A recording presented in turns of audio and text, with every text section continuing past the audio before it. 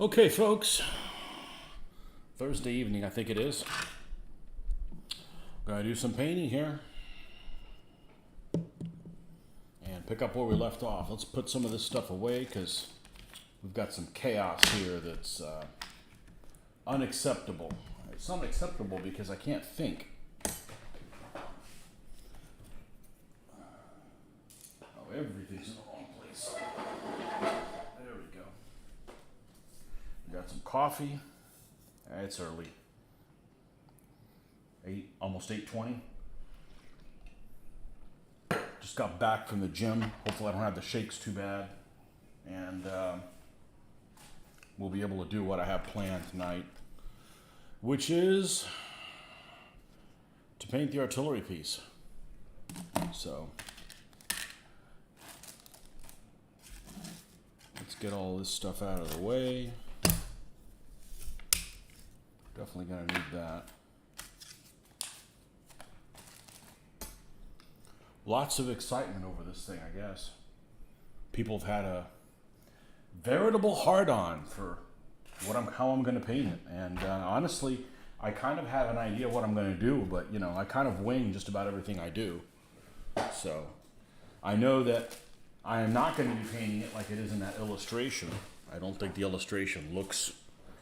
If I did it, and I did it like the illustration, it wouldn't look like I wanted it to for the Army. And, I'm the one that's got to live with that.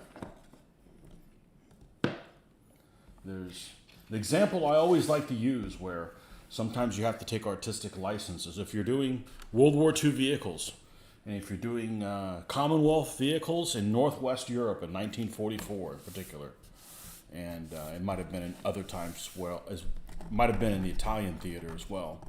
But one thing was prevalent is they put that little star roundel on the roof of the Commonwealth vehicles. So the whole vehicle would be, it would be a Canadian or a British vehicle, and the vehicle is all decked out and all the other Commonwealth stuff, but for some reason they put the air recognition symbol that's the U.S. star on the top of the roof. I don't care if they did that in real life. I'm not doing it. It just doesn't look right. So,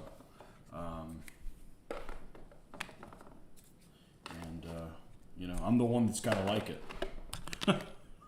I'm the one that's got to like it. And, I see lots of stuff I don't like on the internet all the time. All the time. I don't feel like I've got a comment on it. So,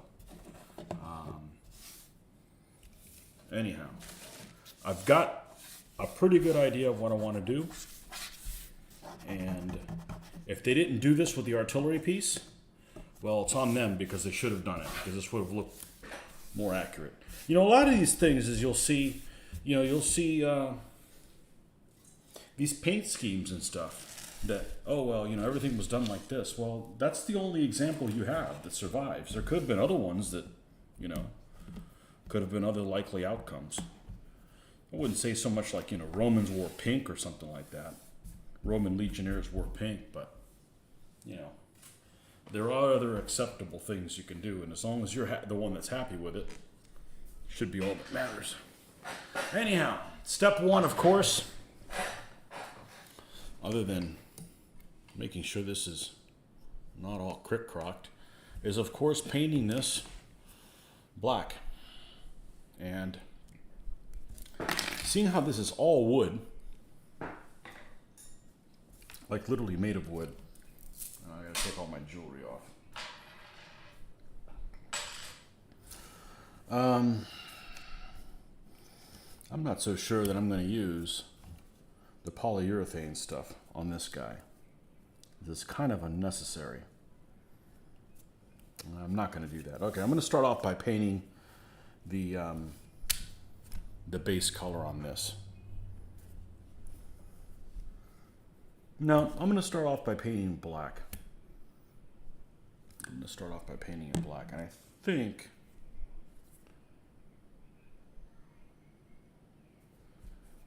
let's not change the way we do things. The only thing I dislike about this stuff is it is real easy to make a mess with. It works great, but it's real easy to make a mess with.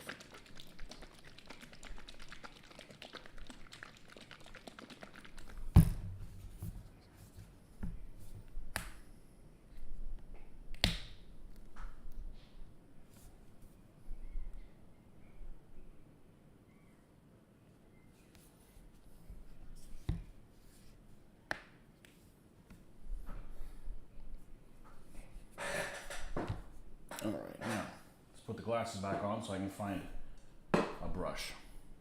Yeah, it might be a slow night. Oh well. What are you gonna do? I didn't get a chance to paint until this week, until now. Been too busy Monday through Friday, too much stuff to do. This brush should probably do it.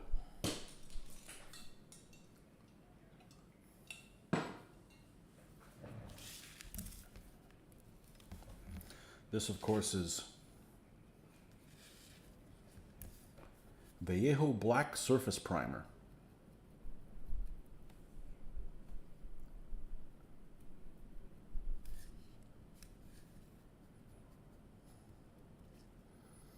I don't think I've used this on wood before, now that I think about it.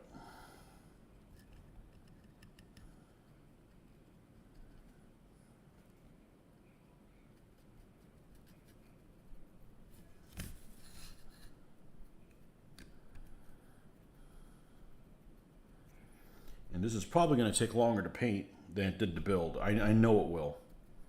This took about 3 hours to build, and figuring it out and measuring, test fitting, cutting. And this is going to take longer to paint than 3 hours, I think.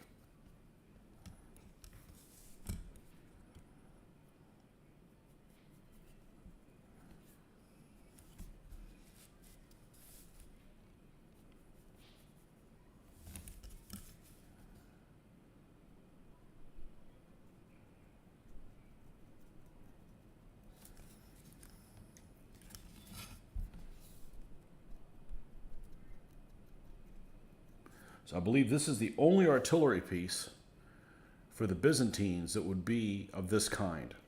There's other Byzantine armies that have artillery. Some of the early list, I want to say the Maurician army has it. I think they do. But that would be a big crossbow type thing, big ballista. So this artillery piece is only for this army. I could have potentially used it for other armies of a similar type period. One Arab army in particular that's on my to-do list, that I've got the figures separated to do them. But then I'd have to paint it generic. And I'm not a fan of painting generic things to be used by different armies. Unless it's exactly the same. Especially something that's kind of cool. This is a cool piece. I'm not afraid of making other artillery pieces like this. So this is going to be specific for this army. So with that being said, there's no point in making it looking generic looking. It needs to look like it's part of the Constantinian Byzantine army. So that is why when I paint this on the side, I'm not doing animal skins. I'm going to do it like it's covered in leather or something like that, and we're going to have a Byzantine emblem on the side of it, because you can't have too many of those, and it would look appropriate to this army. So, all right, right.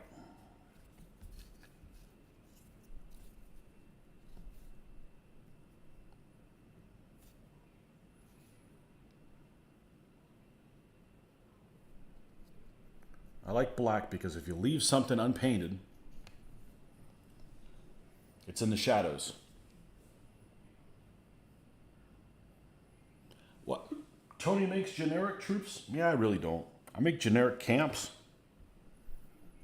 I remember when I first started playing DBA, I'd hear things like, I'm going to do a Western medieval army. And they'd say, you know, because you can make 20 or 25 different armies out of the same troops, meaning you can paint the knights generic and stuff like that. And I'm like, great. So I'm taking the most interesting stuff to paint with cool heraldry and not painting them differently. Well, that may be a recipe that works for some other people, but that's like the antithesis of what I like. So I don't see any point in making something that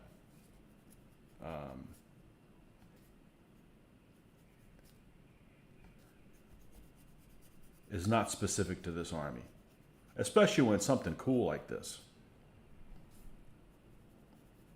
Because I've seen people use like, an army of knights that are all like, they'll just dry brush them silver, and hey, that's fine if that works for you, but you're basically taking the thing that's the most fun and like not letting me have fun with it. Mr. Rick, welcome. Homemade siege engine absolutely has me intrigued ever since you posted on Facebook. Yeah, several people have like a hard on about what it's going to look like. And I have a vision, and whether it works out or not, we'll see. We'll see how tired my arms are. I'm a little shaky from the gym, so we can at least do the basic stuff. If I have to do the detail stuff on Saturday morning, then so be it. But I'm going to put an emblem on both. I'm going to put an emblem on both sides. That's kind of like a Byzantine type cross. That was the plan all along. The fact that they didn't show that type of an emblem in the Osprey book, that's just still somebody's interpretation. I mean, it's the Byzantine friggin' Empire. It's not like four dudes that have a moving company. I mean, they've got like, resources to like, hey, paint me a cross on there,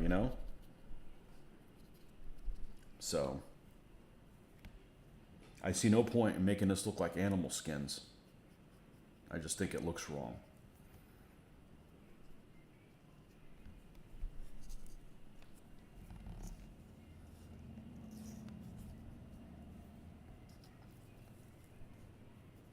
And it won't be a cross just in one color. It's gonna be fancy but not fancy at the same time. That's what I envision. So we'll see.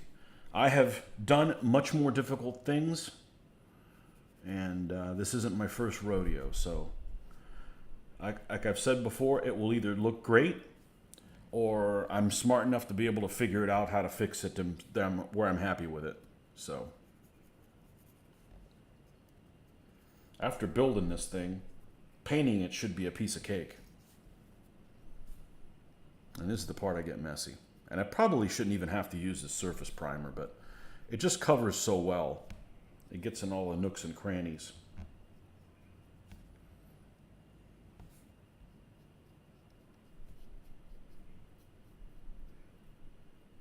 So I don't know if you saw that comment I have on there, but I didn't know that Gladiator was one of your favorite movies. I agree. I thought Gladiator was really good. But I think Gladiator was really good because of the casting. Now, I'm not a fan of what's his face? The Australian dude. But he was cast perfectly for that. Perfectly. And it's a revenge movie. Revenge movies are the best freaking movies, period. For me, anyways, I'm not necessarily of the opinion that Mr. Phoenix was the best cast for that. Not that he was horrible, but, I think lots of people could have fit that role. But I think that Russell Crowe, there he is, there's his name, was cast perfectly for that. So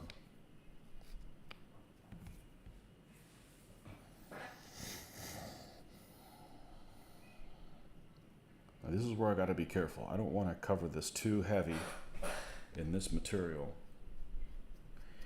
And I have half a mind and just not even prime this. But the problem is I'm not sure how the paint is going to react to that because I haven't really done that in the past. So what's the worst thing that can happen? I get too much of this paint on here and this warps and I can't use this. Okay, so I'll make another one. No, I ain't scared.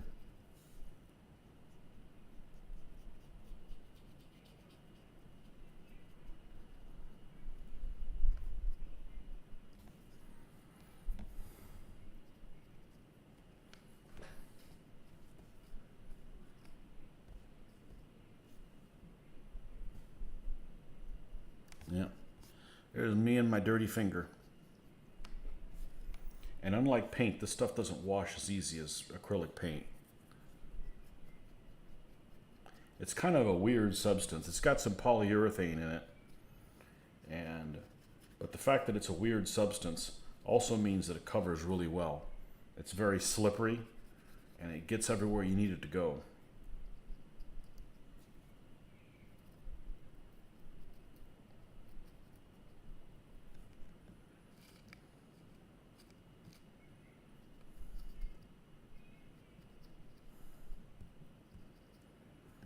Okay.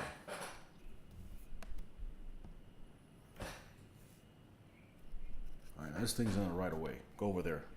Bugger off. Uh-oh. Let's see what we got.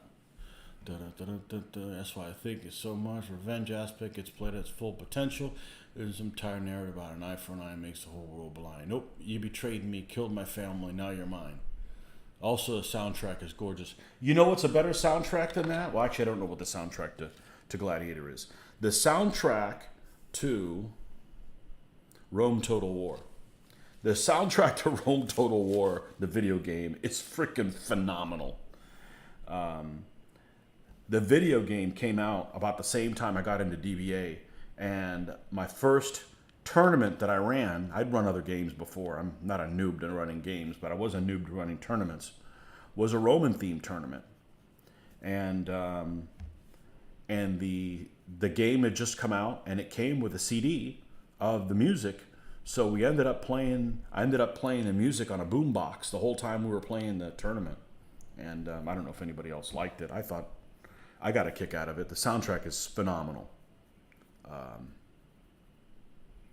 Just absolutely phenomenal. Lots of people were saying that, or several people were saying that the helmets that the Romans used were wrong. I didn't catch it, but I'm not I'm not an expert in that field. Had it been a World War II movie, yeah, I would have caught every damn thing wrong with it. But it looked good for me. Yeah, I think it's on Apple Tunes or iTunes or whatever it's called. What's it called? The Apple Radio you pay for every month that we have the family plan for. Yeah, I actually use that quite a bit. I don't see ever buying music again. Use that one going to the gym or what have you. Almost everything's on there. I don't know if that one's on there. All the other Total Wars are on there. The Japanese one, and it's composed by an orchestra. It's not just a video game. I mean, those things are composed by people that compose music. So, including the soundtrack to Borderlands is all on there. That's all like professional folks. Okay, this is going to be a little tricky here.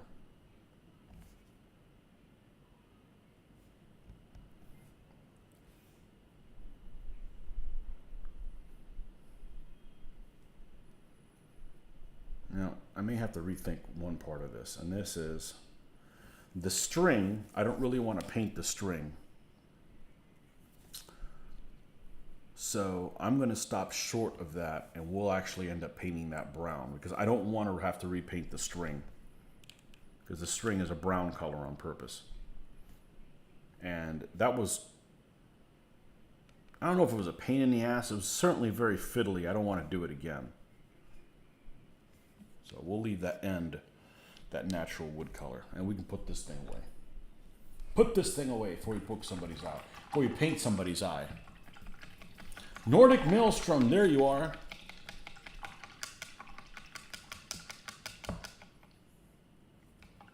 From the land of PA. You going to be going to Historicon this year? Nordic? I don't even know if you go. You should. You're in Pennsylvania, Stan. Right there. We'll be there. We'll be there unless they cancel it or put some ridiculous requirements.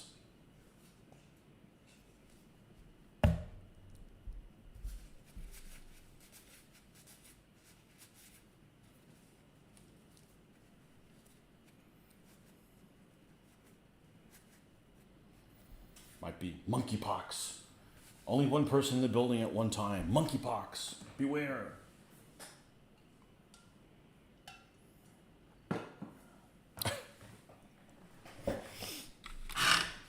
All right. While this is drying, we can get our generic ground color and we can paint this up too.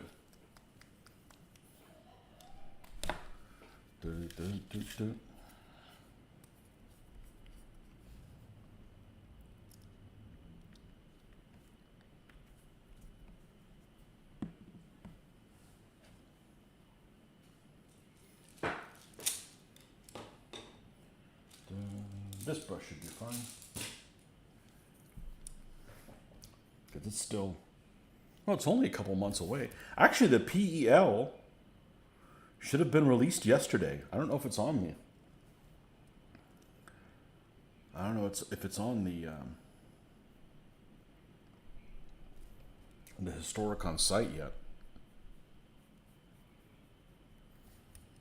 I didn't want to announce something and then, because I've got a list of what we're running, but I don't want them to screw up and put them in the wrong order, and then I made a video that, you know, messes it all up.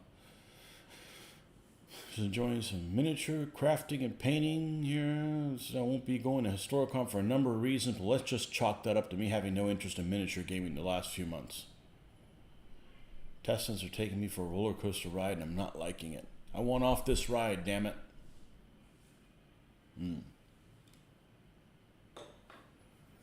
Everybody has something.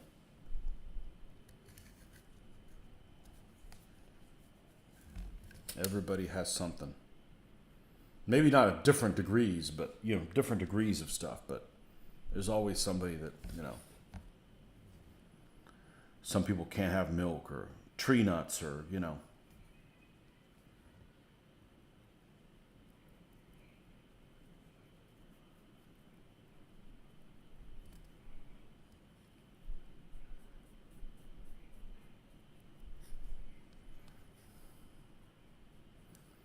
Yeah, the thing about Historicon is it's full of gamers. You don't like gamers.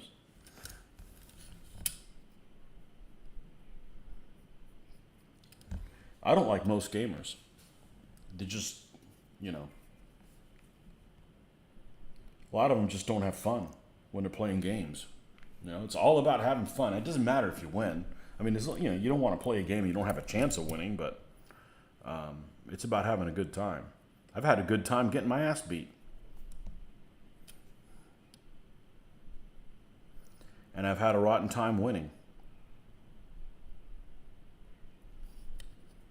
You know, you play against some opponent, like, man, I'd rather just lose the game. Just get me out of here.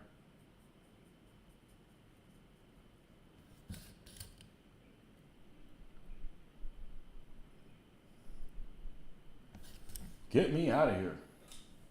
Not very frequently, fortunately.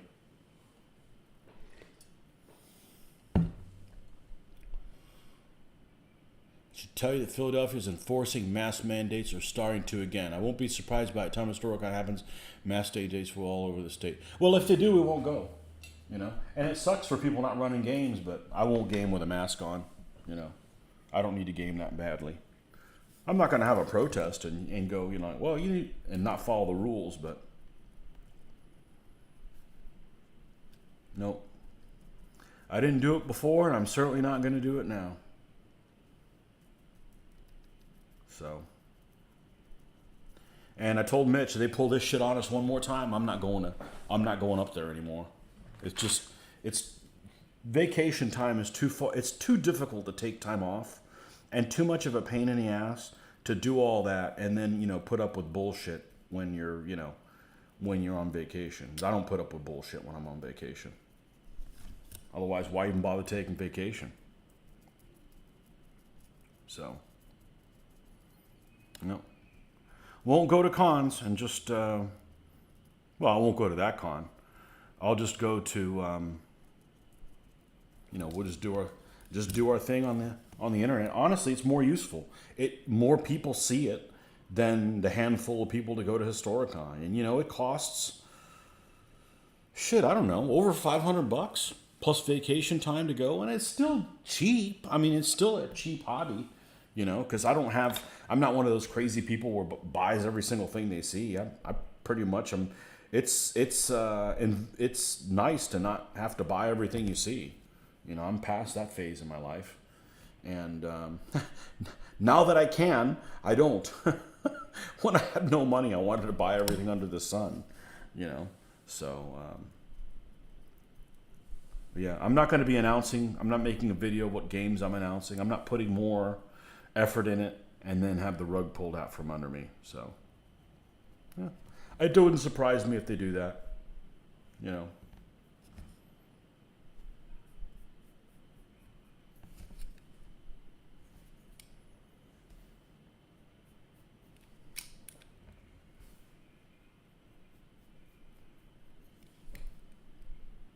I don't plan on wearing a mask again for any reason. So I'm perfectly willing to ignore places that have that requirement. So, I don't like most gamers either. Like miniature painting, much more interested on the decline overall, and going to a convention like that wouldn't be fun for me. I took some of my medications, so that helps. So hopefully we will feel better soon, Rick. Yep. And everybody's on medication of some sort. I am. Maybe not on the right medication. I'm on the medication so I don't turn into a leper. Luckily, mine's not life-threatening, but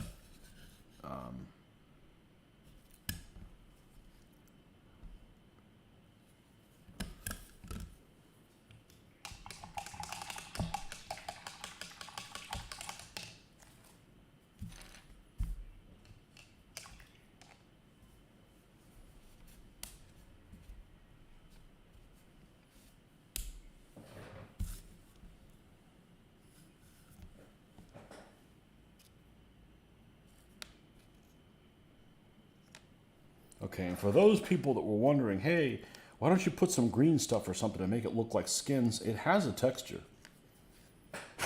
So if I wanted that look, oh great, I missed a spot. If I wanted that look, I wouldn't really have to use green stuff because it's, you know, it would work fine. All right. That's the inside of that. That's part of the leather part. This is the wood part. All right. So we're going to start dark and work our way up. I think wood brown is probably an appropriate place to start, I think.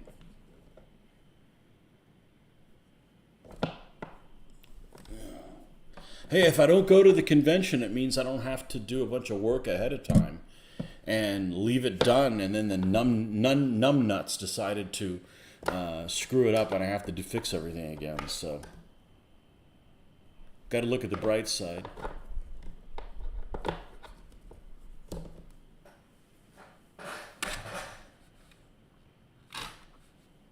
Those pictures you shared at Foundation Rome.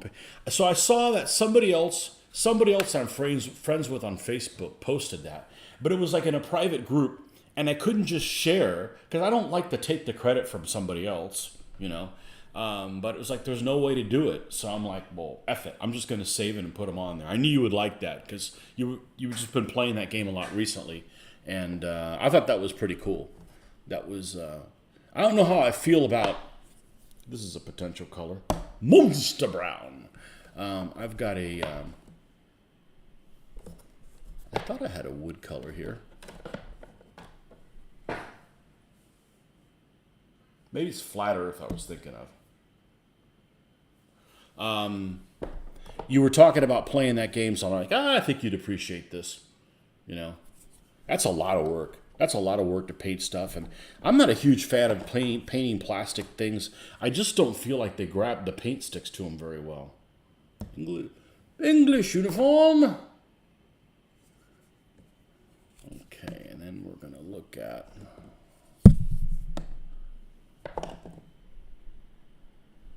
Maybe I'm thinking of leather brown. All right, let's look at these candidates here.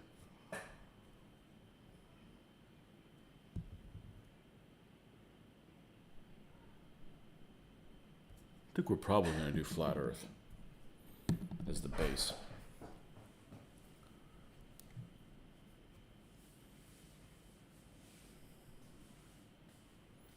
Yeah, I thought those miniatures looked awesome. And I like board games as long as they look decent. Like you won't catch me dead playing Catan. Hell no, that looks like ass. you know, and I don't want to trade with people. You know, I think that, well, I only tried to play it one time and I'm like out. I don't know what happened. I mean, I think it was, I don't like purposely leave in the middle of a game, but like something happened and we didn't have time to continue the game, and it was like, perfect. I don't have to play this ugly ass looking game where I have to trade with people and I don't. Look, the ugliest game that I've played, and is actually a game, the ugliest game that I played that I really enjoy is a game called Empire Builder. And it's a railroad game, and it is a crayon game, and it is freaking an awesome game. And it might also help that it's kind of what I do for a living, ish, which normally would be something I wouldn't want, but not necessarily what I do for a living, but it's the thought process that comes second. It's second nature to me. So I played that quite a bit, not in many, many years, but I really like that game. Game itself plays really smooth, super fun.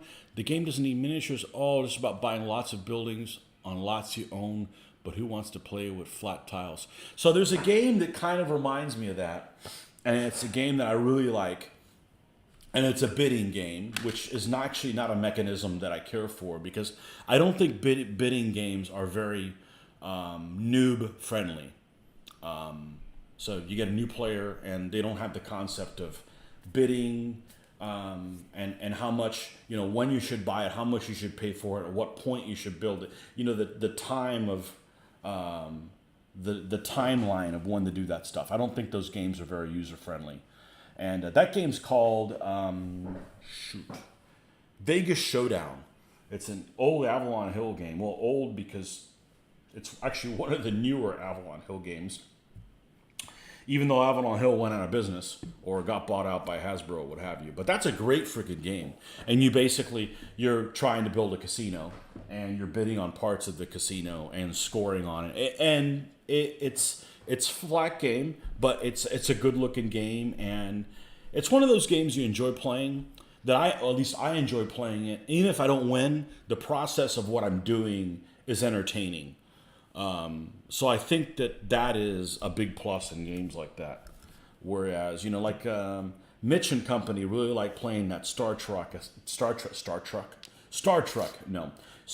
Ascendancy, and that is a they like it a lot. They like it a lot more than I do. I don't mind playing it because what you discover on the planets as you go is kind of a game within itself.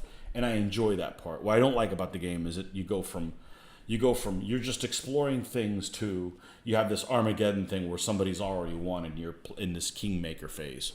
But Vegas Showdown is on my shelf of shame. Not played it yet, but owned it for a while. It's a cool game. It's a really cool game. Yeah. Yeah, I've played it 3 or 4 times. Now, it may have been I really enjoyed the company I was with. I really enjoyed, there's one guy in particular in town that is extremely good at explaining games. Or at least his explaining style works really well with me. Okay, I had a teacher in school, one guy in particular. Well, 2 people in particular, but one guy in college who he could literally teach me how to make an atom bomb, and it would make sense. But it was just him, his teaching style. Well, this guy's teaching style in games is really good. I am terrible at explaining things. And, you know, sorry. I don't want to be terrible, but I am. And maybe with an outline I wouldn't be terrible. But just winging it, nah, I'm just all over the place, unfortunately. So, anyhow. But he was the one I played with, I think 3 times that game. I really, really liked that game. So, and there's no combat, you know? So the process of everything you're doing is entertaining. Now, I said one of my favorite games is a non-violent game, is a railroad game. One of my least favorite games is also a railroad game, and it is non-violent, well, unless you make me play it. And that's a game called 1830 by Avalon Hill, and I absolutely detest that game. That's also a bidding game, but it's really hard to wrap your head around it. Really hard to wrap your head around it, at least for me. Hated that game. And it wasn't good. And it didn't look good. Double whammy. It looked abstract and like shitty abstract.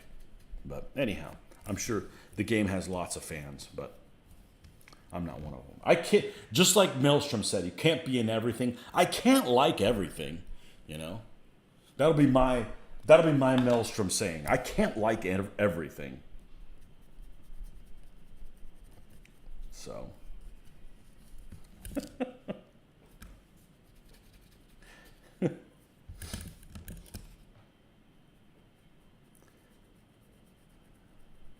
There's lots of things I don't like. Oh, I did this shit in the wrong order. Oh well, we'll just have to do this again. This is my first time doing something like this. So what we're going to do is we're going to paint this brown, finish it, and then we'll dry brush this over it.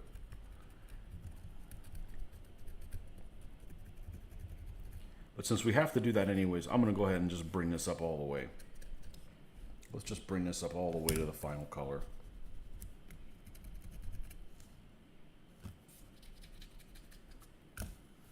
And I believe we used dark sand for the last one.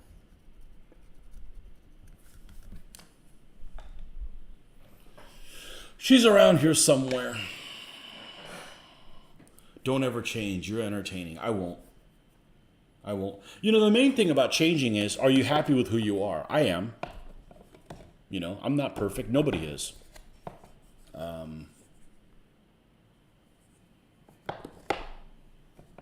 I think once you get to a certain point, you need to just be happy with who you are, you know? Besides, we live in a time where you have to accept everything, everybody for everything. So, you know, I'm not that weird when you put it that way.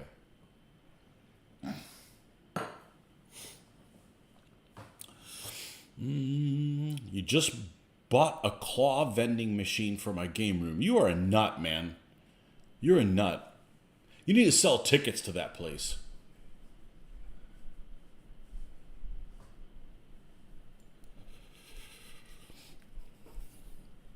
That claw.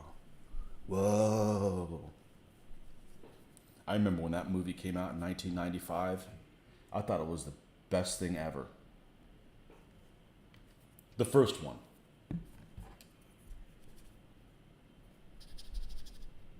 It was. That was a hell of a great movie. Especially because during that time, I mean, the animation they did looked really, really good. I hadn't seen it in a long time, but... That, and it's a movie that appeals to everybody. I mean, unless you were somebody who'd never had any toys, you know. There's something there that appeals to you.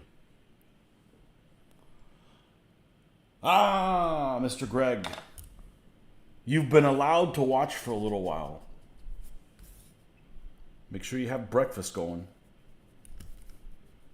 I'm glad people don't in this house don't wait on me to cook for them, because they'd be up a creek.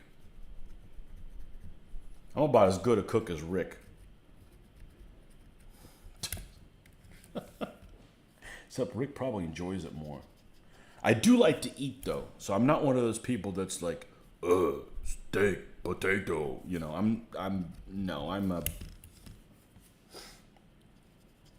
I have a well-developed palate. I just think it's just, I already have something that takes forever to do. This. You know. I lived alone for like 11 years, and I didn't cook once. Never went hungry either. I assemble the hell out of things.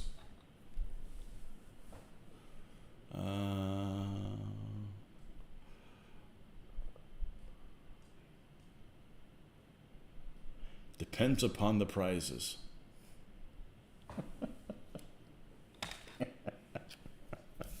Got a thing for that blonde girl, don't you? The Canadian blonde girl.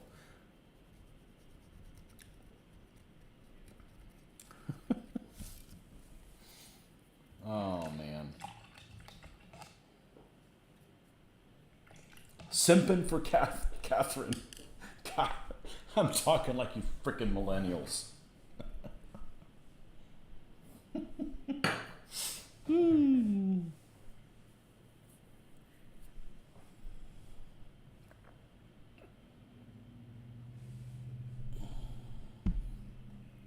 refused to get in the machine. Did you see that video that's floating around with these two kids? They were like two kids, like 19, 20 years old or whatever. But like in this, and you reminded me of the getting in the machine. That bubble, one of those like bubbles, you know, like bubbles that you get like sealed in. Like imagine like a beach ball that's clear, and they get in this beach ball, and they're like walking across it, across like a body of water. I'm like, I'm not claustrophobic, but that would do it. You know, I'm not scared of water, but man, I don't want to freaking drown. That's, you know.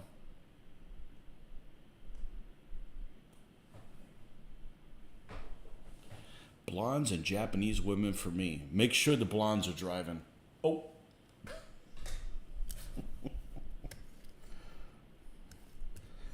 I got a thing for blonde beers and Japanese cars. Is that close? I like my Japanese cars. I'm a big rice burner fan.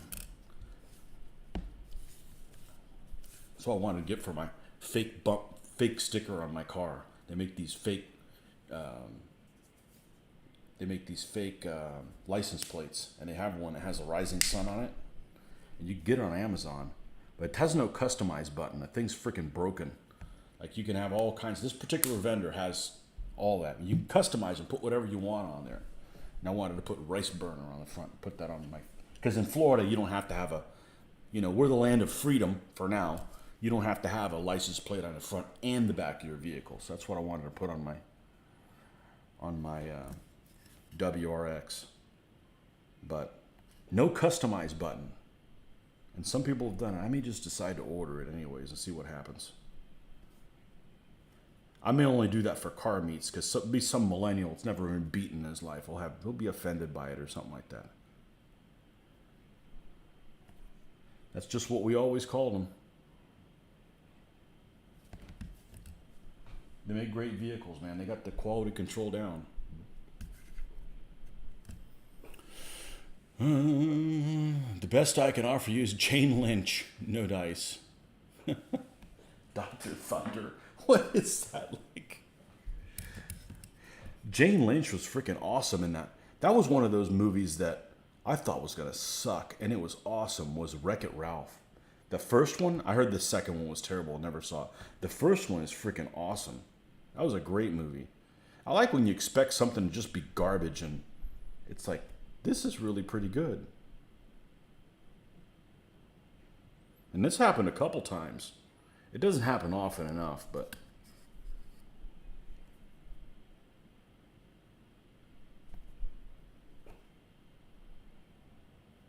So Jane Lynch reminded me of her character on Wreck-It Ralph, which also reminds me of another character on a different show that you guys might get a kick out of. If you haven't seen it yet, it's on Hulu. I think it's a Hulu original. It's called Future Man.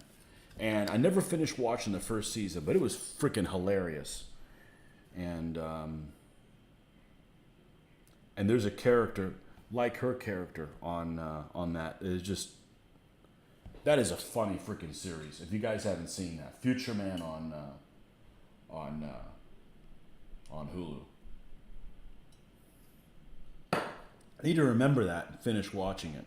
So there's just too many things to watch.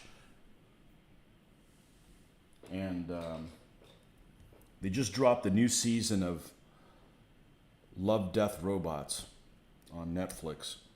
And there's one episode in particular that was freaking hilarious. So if you guys have Netflix, check out, I guess it's on season 3, and it's called,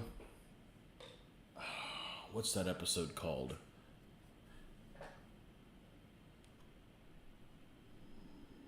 Let me look it up here. Hopefully it doesn't start playing this. Is my volume down?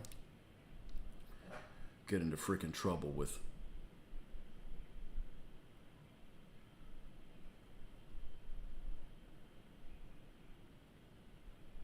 Do not play episodes and info. Do not play. No, we need to go to volume 3, and it is called The Night of the Many Dead. Check it out.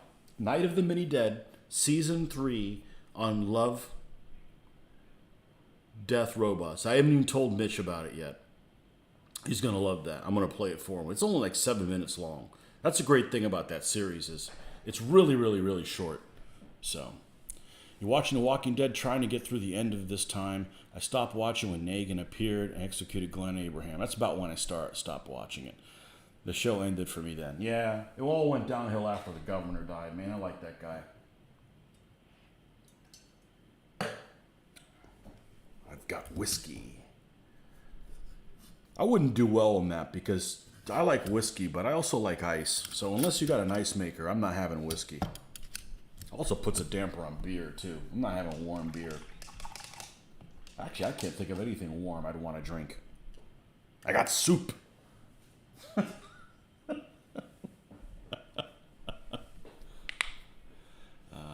That's right, he killed Abraham, too. I forgot. I don't know. So much that, I mean, the season 1 is so much better than any other seasons. You know?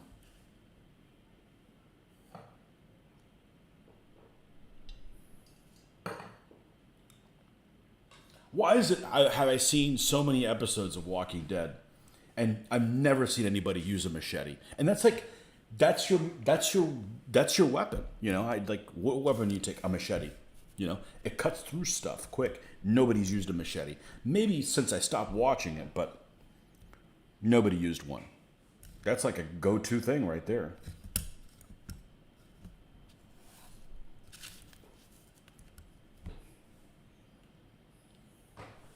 But, you know, we're to the point where I was watching that with Mitch, and we'd be screaming at the TV. We'd be yelling at the TV like, no, don't do that, you stupid. I was watching it with him, that one episode where they go on a supply run, and they go with the one vehicle, right? And I've played zombie games, right? You husband everything.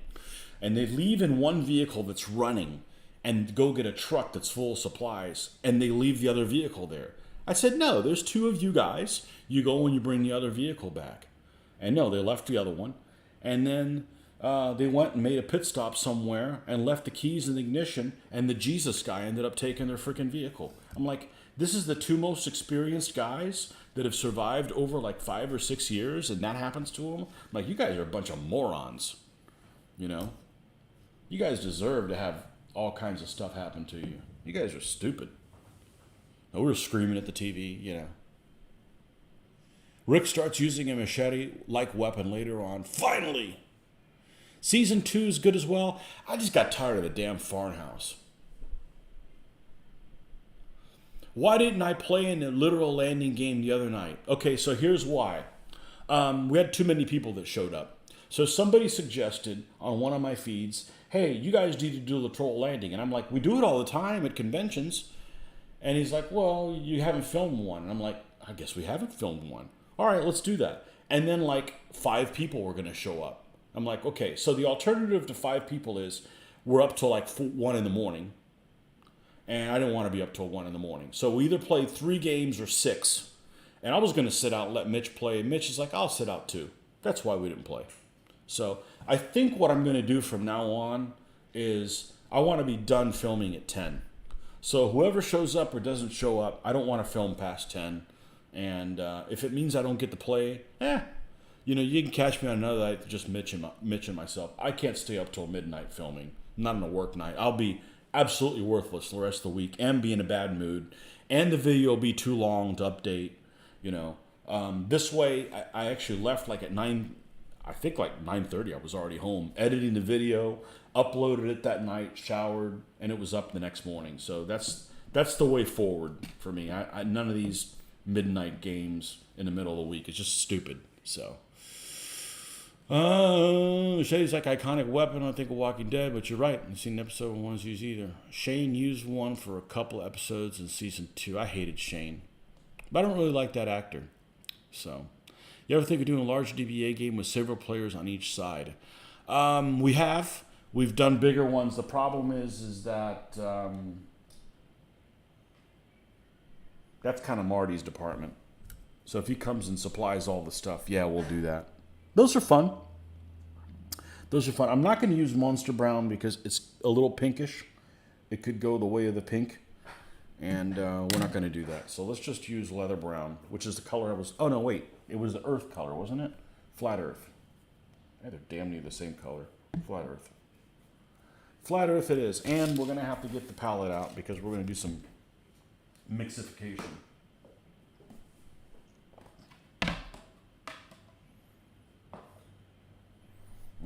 Starting to smell moldy. A little bit. Smells like an English bookstore. True story. I've ordered books from England and it smells like that. I don't really mind that smell, you know. Da, da, da, da, da, da. Yeah. So the alternative, there was basically three alternatives. Did what we did, not film it, so we could do multiple games at the same time, and but that would defeat the purpose because the whole point was somebody wanted to see it, or stay out till midnight. And I'm just not going to do the midnight thing anymore. It's not worth it. I've played too many games. I don't need to play that badly.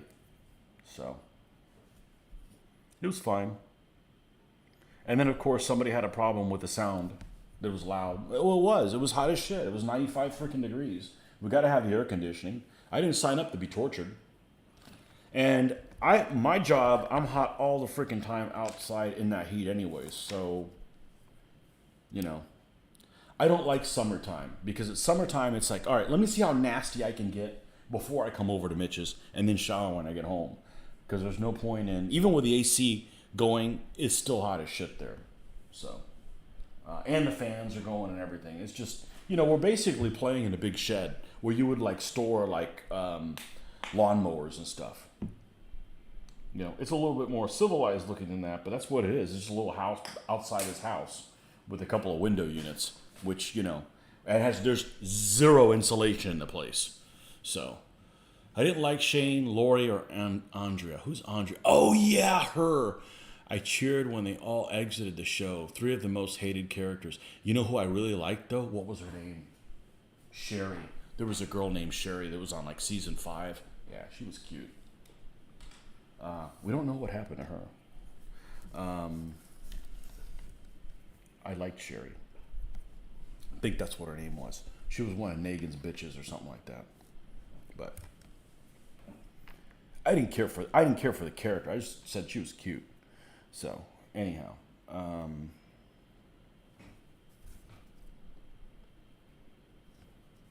I really liked the episodes where they were traveling towards Atlanta. And they split up in different groups. And, you know, I think of everything geographically. So I'm like, okay, we're going on the map. These guys are ahead of this one. And, you know, and we were watching that. I was watching that stuff with Mitch. 'Cause I can't get that channel. I don't have cable, have no intention of having it. I've had it and then paid a bunch of money and didn't use it. So that's not very useful. So he would save it and he would wait to watch it with me because, you know, me and my color commentary, obviously, you know, who wouldn't want that? So, yeah, it was kind of cool talking about it as it kind of went, so.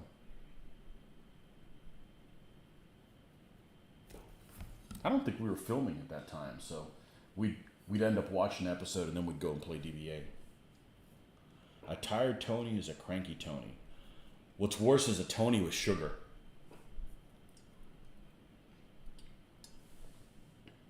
Christine Evangelista, yeah, she's cute. Yep. That's her.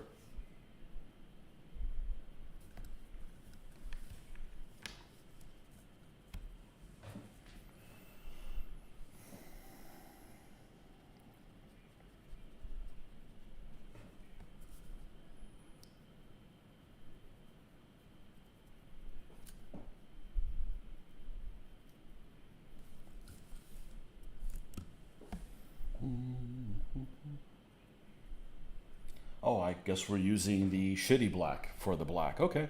We'll use the cheapo black for the black. It'll work. Well, that's what I used to do. Before the wet palette, I used to use the craft paint black for the black I'd mix in, you know, because I'd go through so much of it, because it'd dry out on me.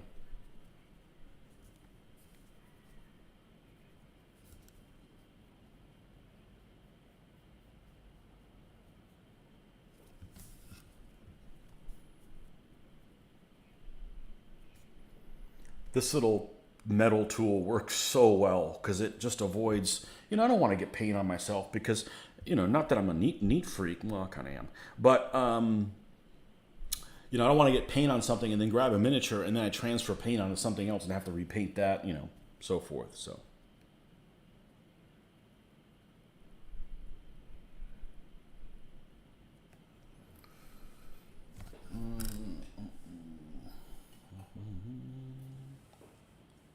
Things to do, so I'll bid you adieu. Adieu. To you and you and you.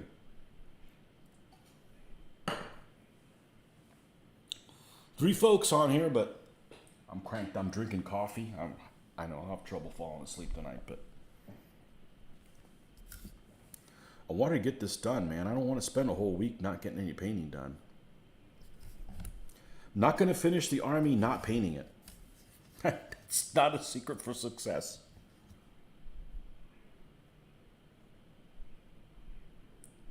So this is kind of my first attempt of making something out of nothing with wood sticks.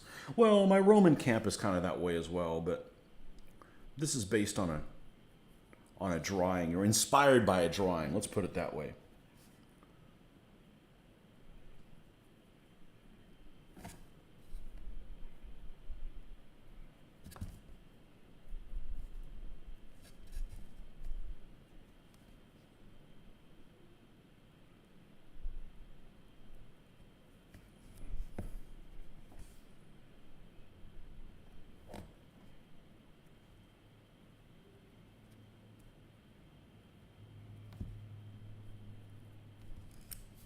And obviously this wood's going to come up quite a bit, but I want to have this dark layer first to build upon. And I think we'll just do this and paint the other parts as we go instead of hopping in between all of them. Monty Python Flux is hilarious as well. I have it. It is, except that it has too much singing crap in it. I have it. I have it over here. I have the original one, and I remember somebody was playing that one time, and I thought it was the most complicated thing in the world until you played it. And where is it? Well, here's the standard one. Where's the Monty Python one? Just to prove that I don't make shit up.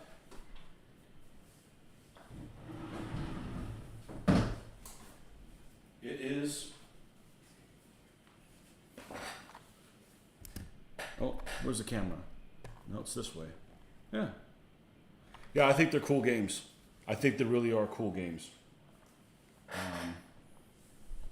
And this is how shit comes out here. I come in, hey, look at this cool thing, and I throw it on the couch.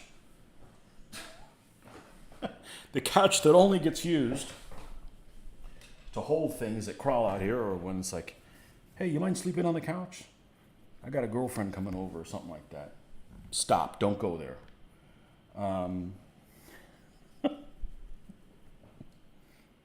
No, I thought it was going to be the one filming.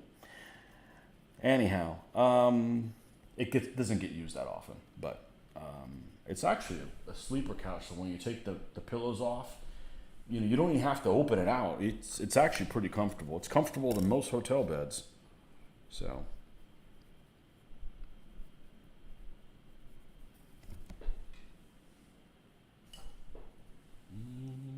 Pirate Flux is a game I can start playing sober, wind up drunk before it's over, never having had any alcohol.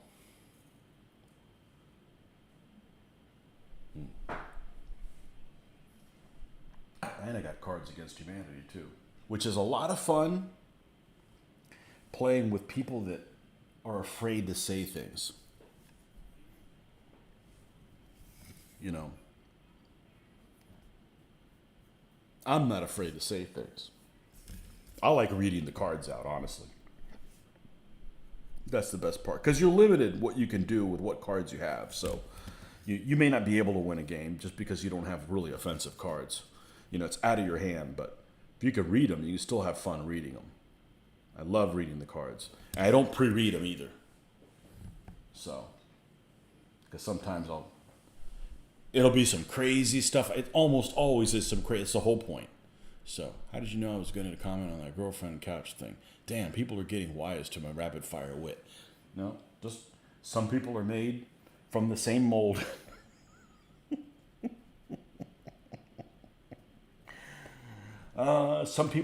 Some people were baked in the same oven. Oh man. Some people were baked in the same oven.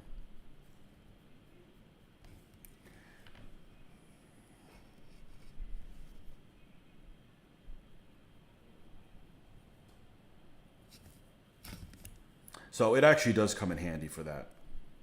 You know, so like I said, it doesn't happen very often, maybe once every 6 months or something like that. I don't mind. Wake up here and, oh, painting. Woo! You know.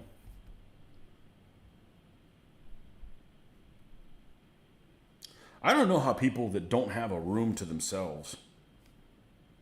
I mean, Rick's the exception. Rick has a whole house to himself. And I've been there before, you know. It was called the 1990s. But, you know, there's some people that are adults that have a hobby thing and they don't have a... They're like, well, I don't paint very often. Why? Well, because I don't have a permanent place to set up paint. What do you mean? I said, I have to set up like a TV tray. I'm like, oh, no. No, that doesn't work. I mean, you can have like a mutual room that, you know, like whatever hobby she's into or whatever. I mean, if I needed to paint here and somebody needed to watch TV in the same room, that would work, you know, but not having an area where I can leave things set up, oh, no, that wouldn't work. It's like, I got 20 minutes and you can't do anything in 20 minutes because by the time you get everything set up, your time's over with and you have to put it all back away. I'm like, that wouldn't work for me. So, my favorite combination of Cards Against Humanity is Mecha Hitler. I haven't seen that one be used very good. My favorite black card is, man, this is bullshit. F blank. That's one of my favorite ones. You can have the most mundane things hilarious. It doesn't even have to be that dirty or offensive. I haven't seen Mecha Hitler for anything. Some people were baked outside of that same oven too. Trail of Tears Barbie.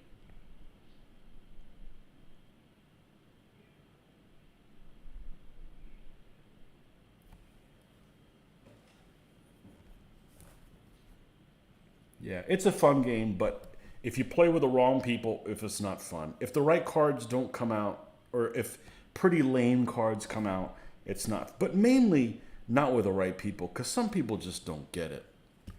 Some people just don't get it, unfortunately.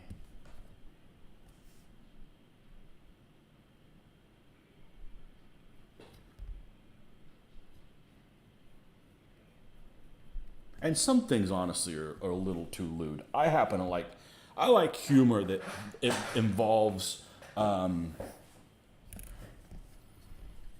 can I put this?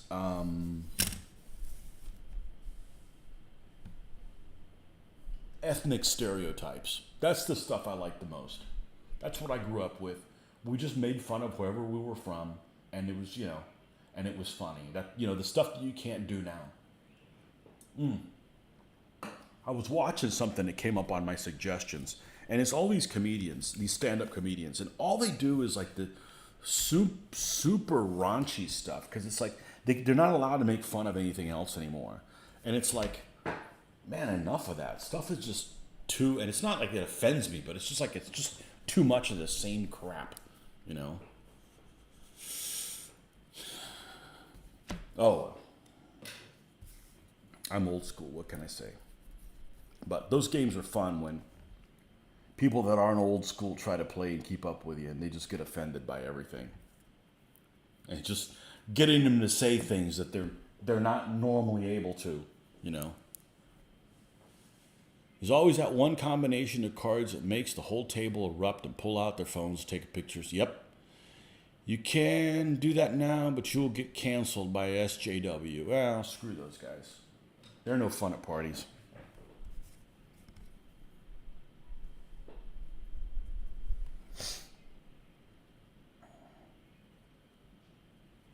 None of them are my friends anyways, so. The hell with them.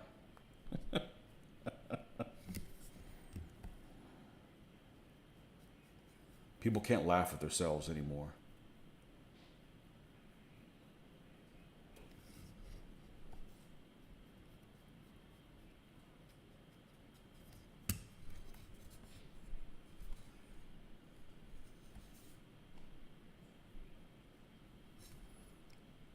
I'm afraid this is going to take a while, building this up to the right color, but that's okay because this is relaxing.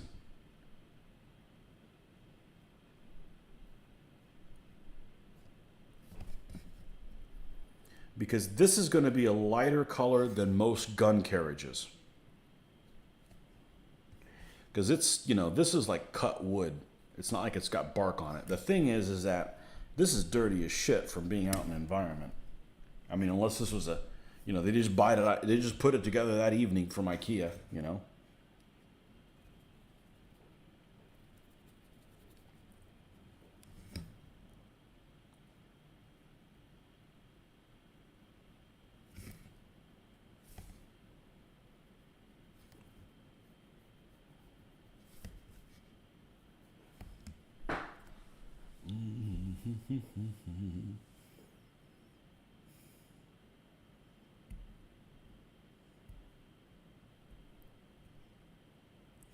Alleyway Alley, she smells like ketchup and sweat. Oh, gross.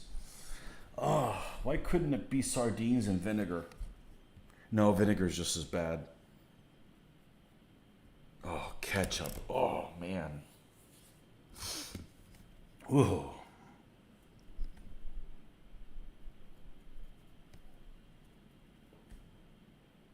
Yikes. Why couldn't it be sardines?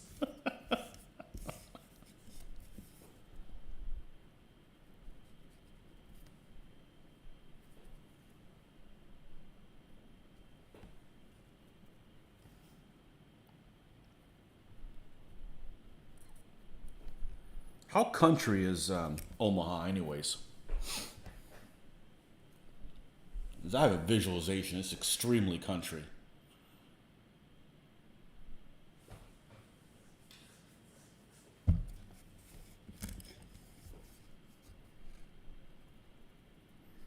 Pickup trucks everywhere.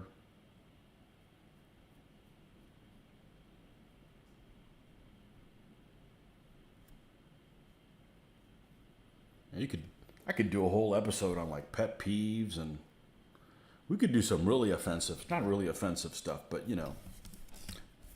bitching topics. I was stuck behind the person going 20 miles an hour in a 45 on a 2-lane road. Like, come on, man.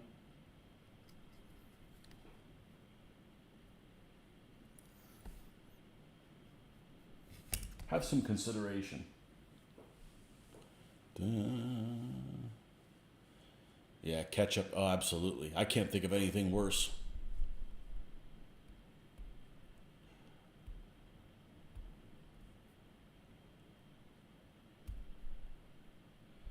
Her mall Santa-like pit hair.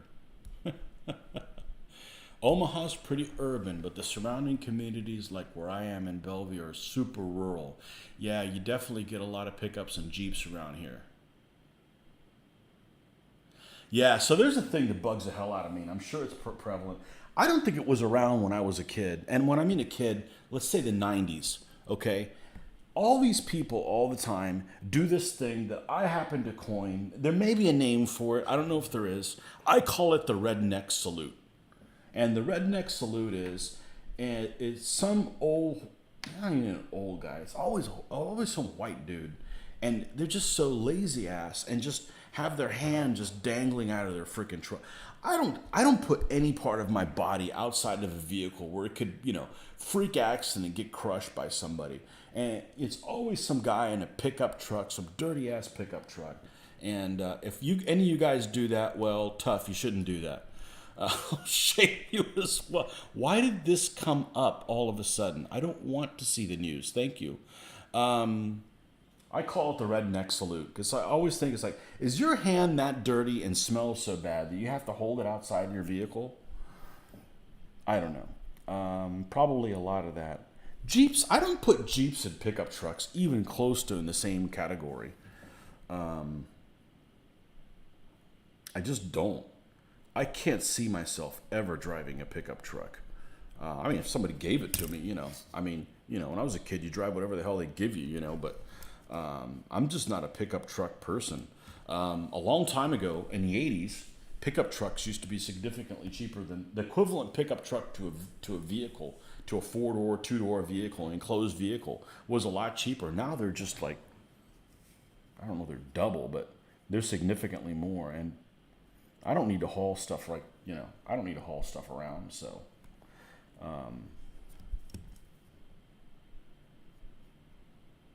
yeah, I don't remotely put them in the same place. The Redneck Salute, man, I see that all the time. I'm like, you're going to lose an arm, dude. It makes you want to go by with a 2x4 and just, see what happens. Scorpion down your shorts would be worse than ketchup smell. It'd smell better. You ever see truck nuts? We definitely have truck nuts around here. Those with metal or plastic trailer hitch attachments that dangle and look like balls. Yeah, that's... I hadn't seen them in a while, but yeah, that's real classy, That's just real classy. You see occasionally things that just are like, why would somebody do that? I've seen bumper stickers that are like just stupid stuff. What I see the other day, not the other day, but like a year ago, and I had to think about it for a while. And it says, I support Roadhead. And I'm like, is that a band? And then I thought about it. I'm like, oh, why would you want to drive around with that shit around? I'm like,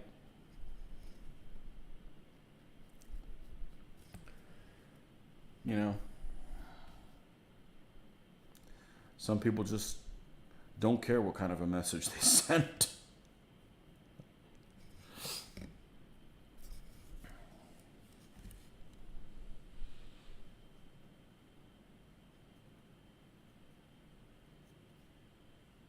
And then there's another one. I should have taken a picture of what it was, but it was funny. It was way over the top. Like, you wouldn't want your parents seeing you have that on your vehicle. You know what I'm saying? It's like,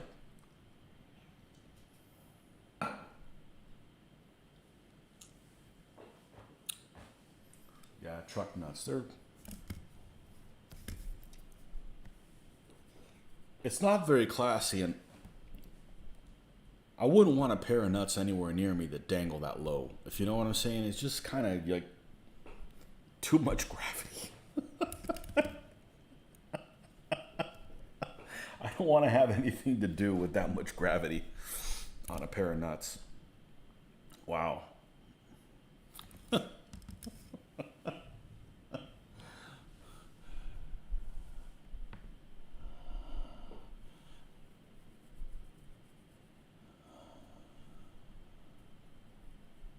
Especially when your buddy Dale's in the passenger seat. No matter what you're into, it's just not very classy. Roadhead, the gift that keeps on giving. Yeah. It's just not classy. I'm all for saying off-color jokes and stuff like that, but man, if that's what you're known as, the guy that drives around in that vehicle, that's kind of, not very classy, folks.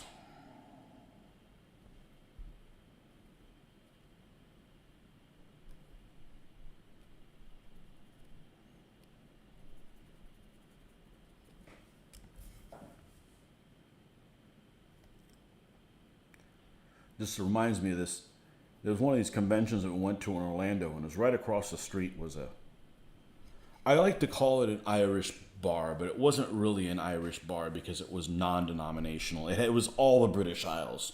So they even had, they had the UK flag and Scotland and Wales and Ireland as well. It was just it was a wasp bar. Well, the Irish were there, so technically they're not wasps. So, but anyhow, regardless, there was this. We were there grabbing a brew after our last game. It was a midnight game or whatever, and I'll never forget. There was this girl she was probably 4 foot. She was under 5 foot tall, and she's probably just as wide.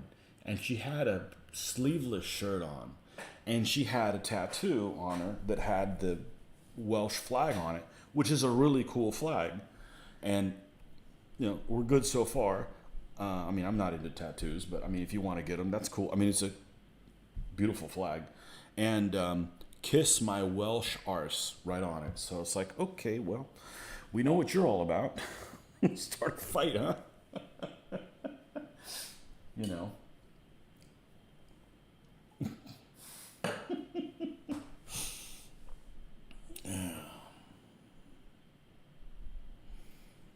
Oh man, just jumped in the deep end. What if the driver and passenger giving the roadhead are dressed in a tuxedo and wedding dress? I think it would make it classy. My wife would say when she sees those nail salons and it says, classy nails, if you have to put classy in the subject line, it probably isn't.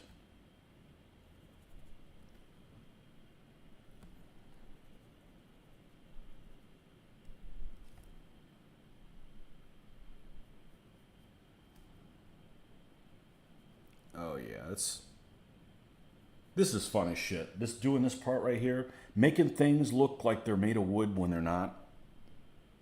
Speaking of roadhead, no, I mean seriously, making things look like it's a piece of wood, and actually in this case it is a piece of wood, but like when I'm doing gun carriages and stuff like that, I really enjoy doing that part of it. That's pretty cool. I enjoy that part of it a lot. It's easy. You just build upon it. Just take it slow, and you're gonna have to go over It's very forgiving. Very, very forgiving.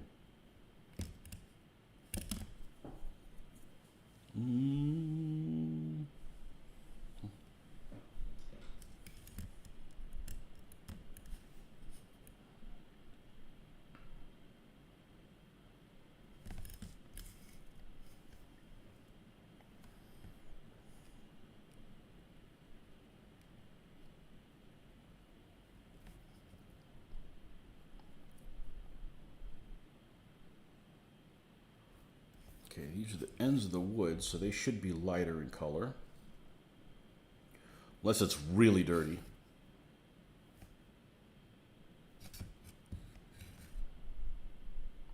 Yeah, I don't think at the rate I'm going that I'm going to get to the emblem, which is good because I'm still a little shaky.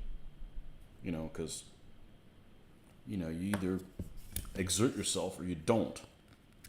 There's no point in not exerting yourself if you're going to go to the gym.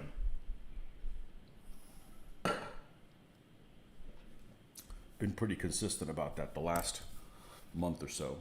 So, need to do that. We all need to move around, and I have a fairly sit down at your desk kind of a job, even though I do get a fair amount of walking in. I got to stay in good health because I got lots of stuff to paint.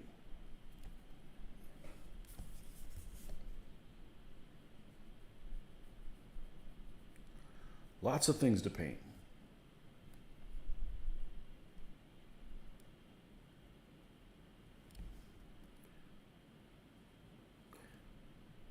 I don't know how the hell I started painting this way. If I did it, if other people would probably do the same thing that I did, they would just use different colors instead of modifying or adding white or black to the original color. I've just always done it this way, and I don't really have any plans to change. No reason to. I'm happy with how it turns out, and I don't know, maybe I don't have to worry about colors not aligning properly as much. Just kind of do it, and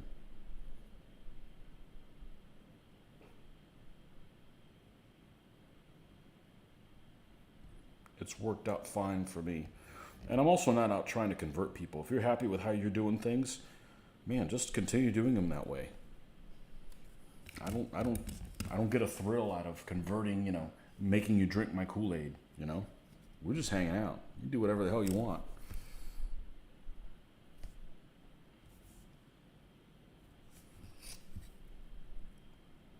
If you want to paint 12 millimeter figures, that's your scale. Man, by all means, enjoy whatever scale you want to do. I'm not here to convert anybody.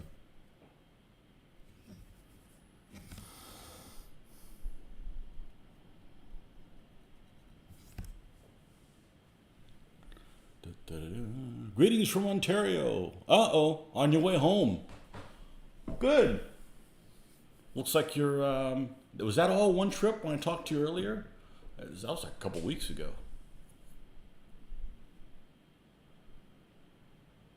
I believe you're layering.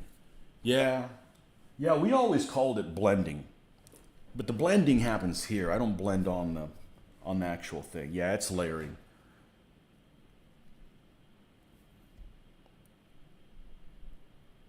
This is kind of like using the 3-color thing, except I'm not doing with 3 colors. It's all with the same color. Just using positive and negative. I'd make a video on it, but I don't really need to argue with people, and people are real particular about certain things, and I don't need to be converted. I don't need to convert anybody, There's lots of things that I've seen that people do that I don't care for. I don't need to tell them I don't like what you're doing here. That's not constructive.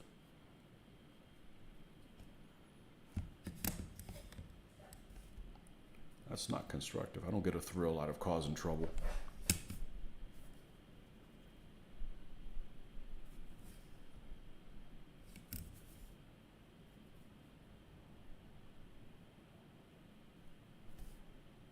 There we go. Now we're getting into the zone.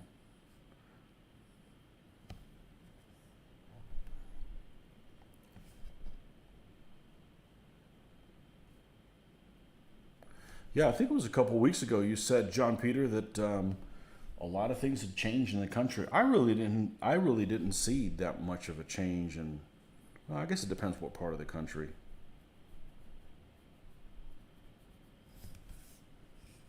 I think people are a hell of a lot more distracted on the road, just with their phones and etc. Just not paying attention at all than a couple years ago. I think that's extreme.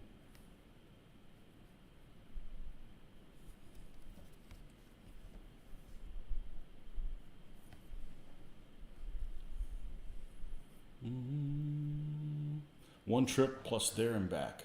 Okay. I think layering one color at white and black is a great way of paint. Easy to do, produces a great finish. Yeah, I almost always do that. I tinker with fleshes a little bit different. And sometimes with yellows, I've even done it with red one time. I think only one time. I'll use a different color. I'll use a brown or something like that. But it's, it works for me. I don't know where the hell I picked it up on. It was before the internet, so I must have seen it in a White Dwarf magazine, and just kind of that was my interpretation of what they were doing at one time. And I started with a 20 millimeter. My 20 millimeter World War IIs were painted that way, and it just kind of grew from there. And I've been happy with how it's turned out. Actually, I had my 15 millimeter figures. When I was building for Armati, were the first ones I painted in colors like that, and they're here somewhere. And they still look, I guess, kind of okay. The basing looks like crap. The basing really changed in 2004 when I had to base things as units, and that's when my basing got a little bit more reasonable. And since 2009, it's actually looked pretty good, or at least I've been pretty happy with it. And with the basing part. And then again, when I started putting tufts in them, I see other people's stuff and I'm like, I really like how they look. What'd you do? Oh, I use tufts. I'm like, oh, never heard of them. Let's start using that. And the the rest is kind of history. But now I've got tons of tufts. I went and bought a container to put them all in, and then realized the container wasn't big enough, so I'll have to return it. That's one of my goals this weekend, is to get a container that we can use the tufts in. Because right now they're just sitting on the corner of the couch.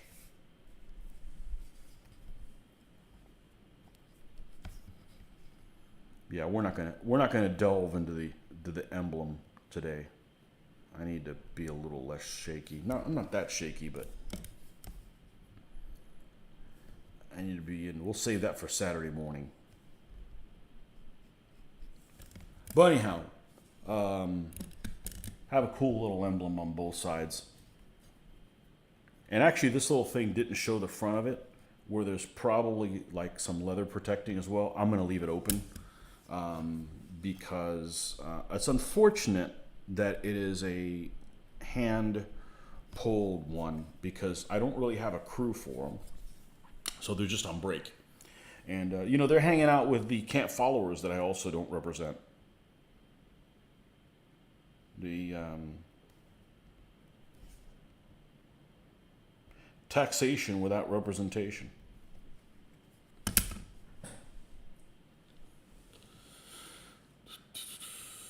How many packs of tufts do you have? A shit ton. I don't know, 15 of different kinds. I thought they could all get them in here. Well, here's all of them, except Australian Greg's ones, and he gave me 4. So those 4 colors plus 5, 6, 7, 8, 9, 10, 11, 12, 13, 14, 15, 16, 17, 18. 18, so I need something bigger than this. This isn't going to cut it. I need something twice as big. So, yeah, I saved the receipt, return it. Got it at the grocery store.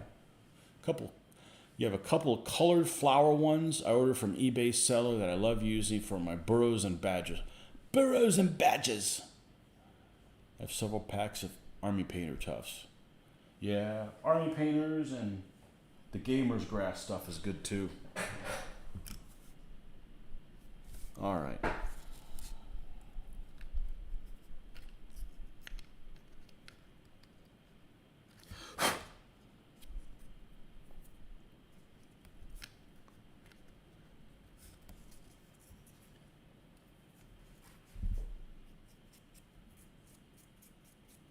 There's like all these like dust particles stood out on here. Well, we don't need a hairy catapult.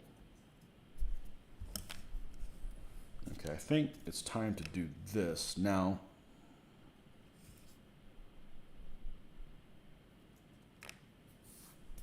Let me think about this for a second.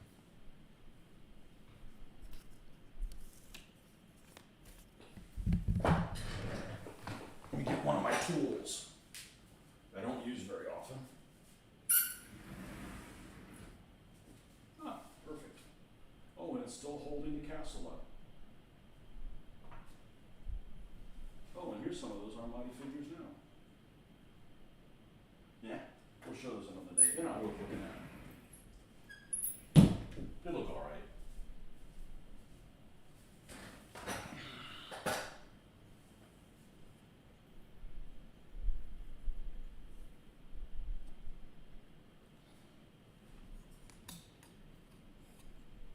The last thing the colonials wanted was representation. They had that, then they wouldn't be able to complain like petulant children. I want those taxes that they were paying now. That'd be a lot better. Nah, I like to live in a time when there's air conditioning. All right, let's see if I can grab this somewhere. And I'm not going to damage it. I got to be careful with this. I may not do this. I don't want to rebuild this thing.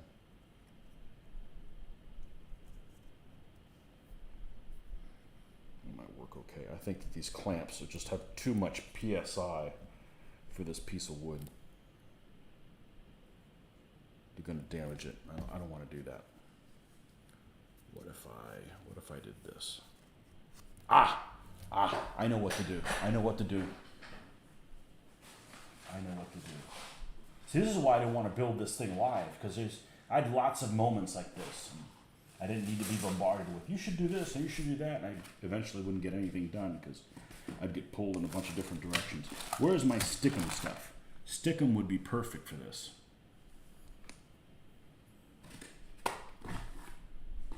No?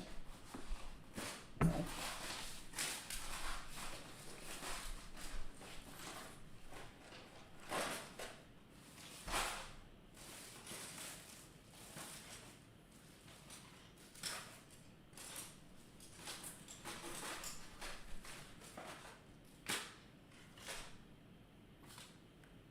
Damn it. Just imagine if I was unorganized. I never would find stuff. All right. Backup plan.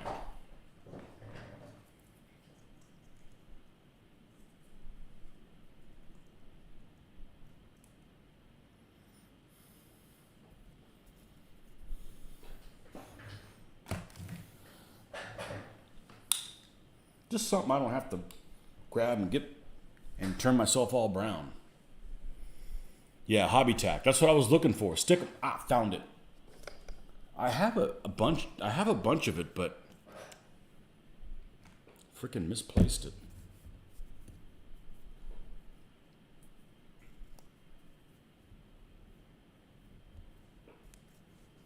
Yes, I use big words like stick 'em and goop. Yeah, that's what I want. That's what I wanted. I actually want to use a bigger piece on that, but I don't know where it is. I'm sure I'll find it when I don't need it. But that's exactly what I wanted to do. That stuff's actually really handy. Really, really handy.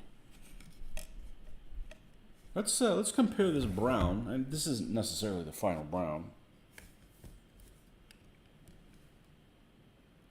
All right. So far, so good. 1 pack of Games Workshop Tufts, but I got them with store credit, so technically didn't buy them. Well, you could have gotten something else, so. Let me, how are we doing on liquids? I better get a refill. I will be right back. I'm gonna let it run.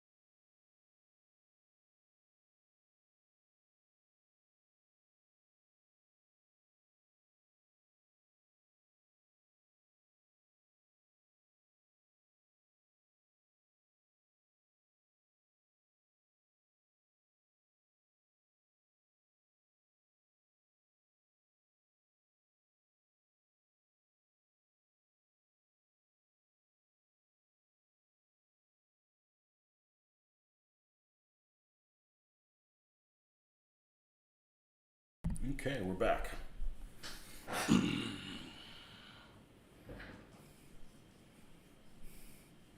Hurry, someone go switch the generals of a couple armies at Tony's army cabinet. Oh, no, we don't want that. We don't want to do that. No, it's not a beer. That's a good way for me to take a nap. I don't drink beer out of a can. Bah. Unless I have to. That's a good way to take a...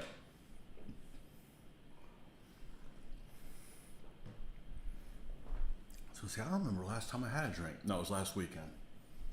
I don't drink at game nights anymore. I get sleepy. That's a bad recipe for, staying out late and sleepy. That's not a good recipe. I'm not inclined to do that, of course. Blondes and Japanese women. What about blonde Japanese women?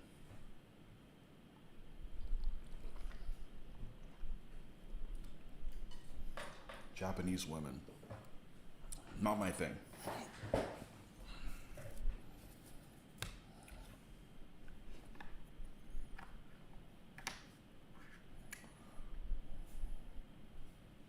Japanese beer is good.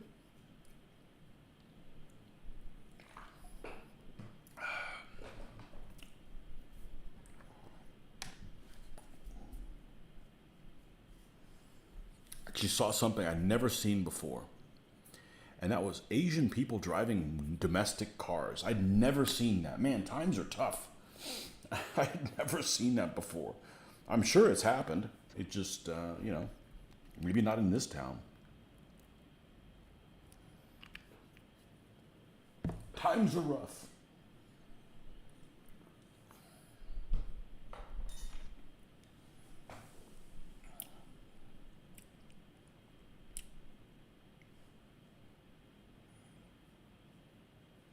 That works too. I'll go for a blonde Japanese woman. You're going to make me look that up too.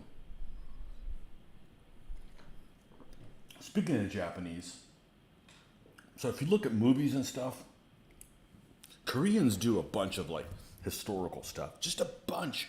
The Chinese do some, and the Japanese just don't do them at all. And, I mean, shit, you could have so much good samurai stuff. I mean, it just would write itself. And it's almost like they're ashamed of their hair. I don't know. I don't get it. It doesn't make any sense to me.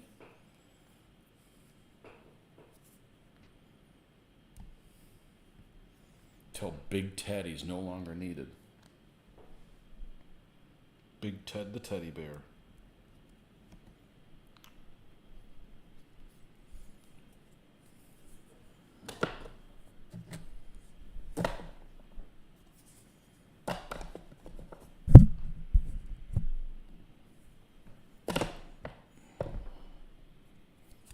What if it's a Korean woman? Can you tell the difference? Are you able to tell the difference between the two?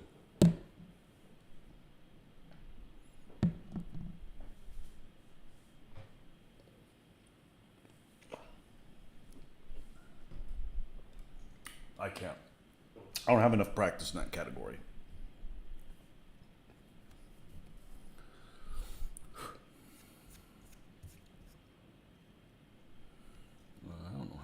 I don't know how this is going to work, but we'll give it a go.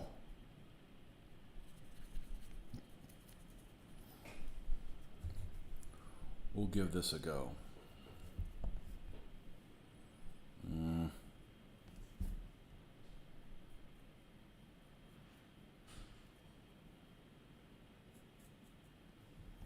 No, it's not going to work. I'm putting just enough pressure on it that it's making it go every which way. So we'll just take it one stick at a time here.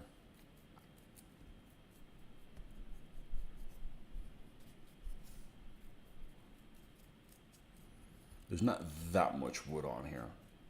It's mostly the covering that's visible.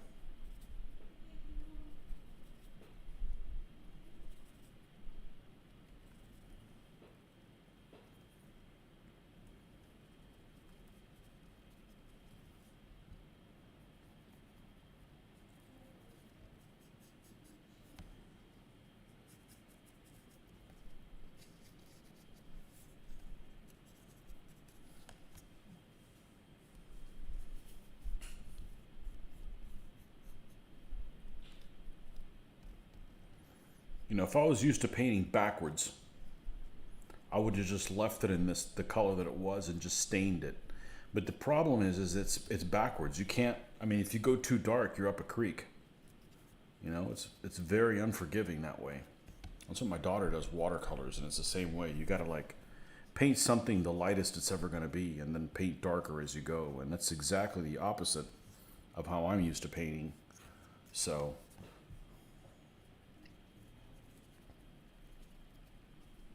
That's really got to wrap yourself around. Okay. You can tell the difference. My closest female friend is Korean, and you don't like her. I wish you were Japanese. I hate you.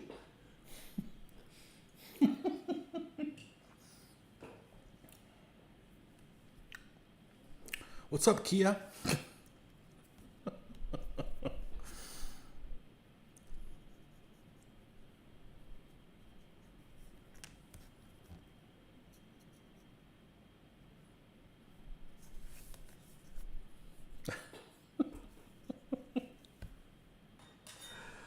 Oh, man.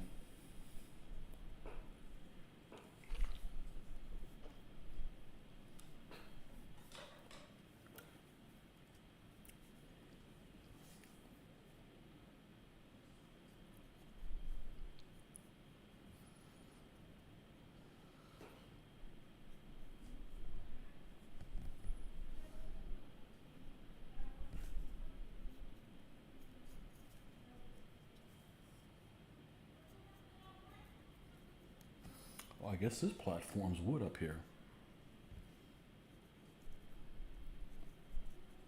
Okay.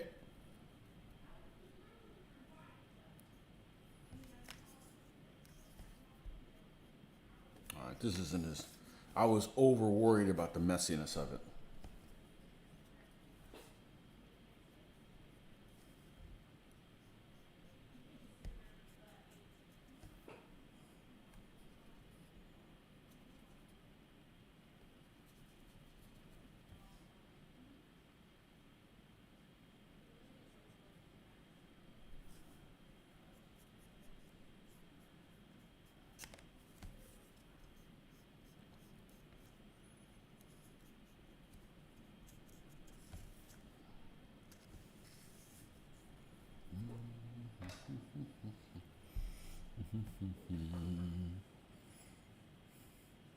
I didn't say that. I'm quite fond of her.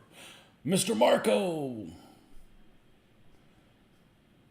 A ceiling, then the roof. New Kingdom Egyptians are done. Must have to flock bases and finish the oversized camp. Ah. You should be working on Greeks, man. Egyptians. I would already had an Egyptian army if I didn't. Everybody that I knew didn't already have an Egyptian army. It's a very popular army. It's a very good troop composition in that army. Those guys can pretty much deal with anything. Probably the most difficult thing they have to deal with is if they're fighting somebody who has a ton of heavy infantry, they got to protect the bowmen. But other than that, they're pretty much good for everything. I got to build a hoplite army soon, man. I do really well with hoplite armies. I don't know. Maybe I'm just a patient player. I am. I'm pretty patient. I have no problem spending pips redressing my lines. You know.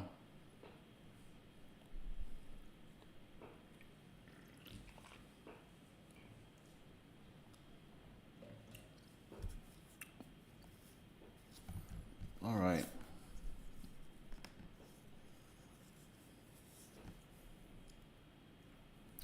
So for those of you guys who weren't paying attention, we are not going to be painting this thing up like this because it looks stupid.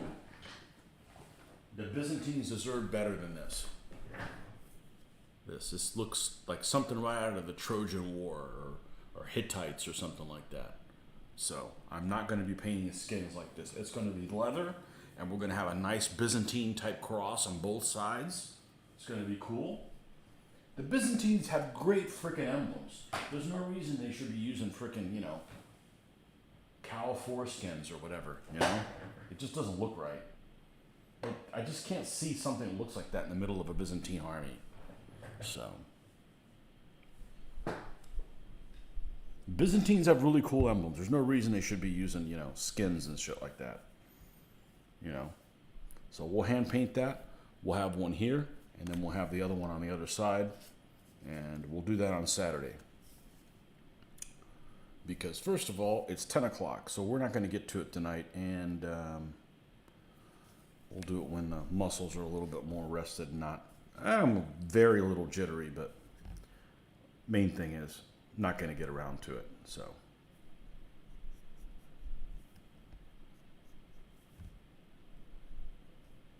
like I said, this is probably going to take twice as long to paint as it did to make. And that's just fine, because I like painting these wooden things. Yeah,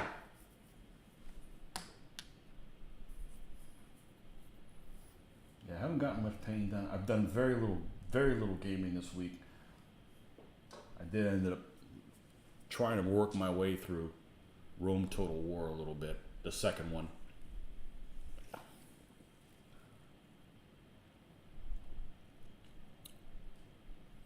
Cow foreskins. Aha! That took me a second. Yeah. Are those cows kosher? They are now. Byzantium, the Golden Gate arrived. Very cool book. It is. And there's some really nice, like, all those books have really good pictures, and they have a lot of really good, like, line art. Like, whoever they did the you know, the black and white stuff that's sketched is really, really nice. So... yeah. So this little joker is going to look awesome, or we'll repaint it. It's that simple, you know. It's that simple.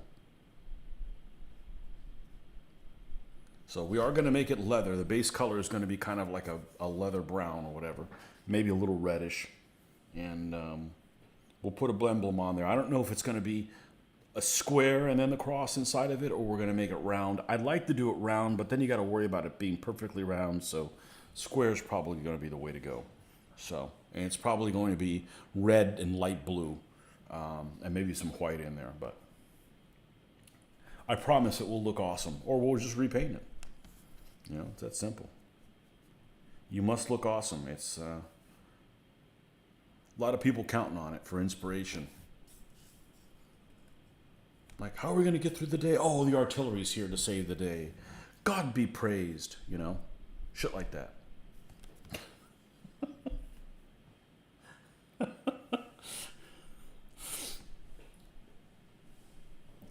Hey, I didn't build a Byzantine army not to paint crosses, pal.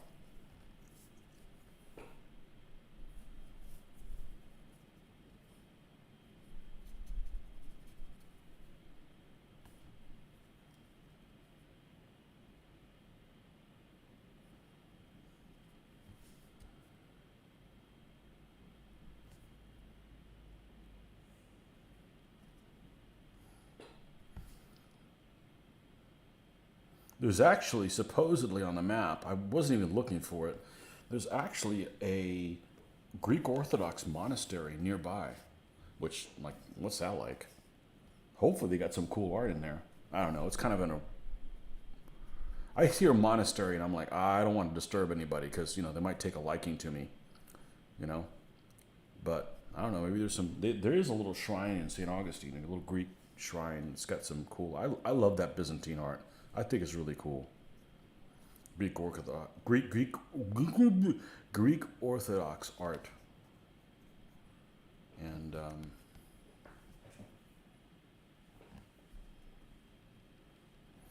I was going to build the Athenians as my first hoplite army. I think it's probably going to be the Thebans. Only because Randy has Athenians and he just had them. So there's no point in building this double of that army. Whenever I get around to doing it. Besides, we can make fun of the, you know, the sacred band and stuff like that, like getting into arguments about, you know, who's going to do the dishes when they get back home and shit like that, you know. Housewife jokes.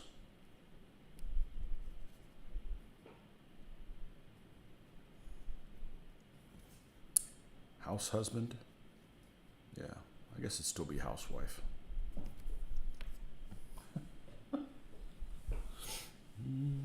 Should visit the monastery. I'm not Greek Orthodox personally, but they typically have a lot of great art and are interesting people. I like the art. I think the art's pretty cool. I don't know if it's open to the public. It's kind of in a strange place. It's on the outskirts of a town that's smaller than mine. I'd want to go to one of those weddings, see what that's all about. I don't have the beard for it, though.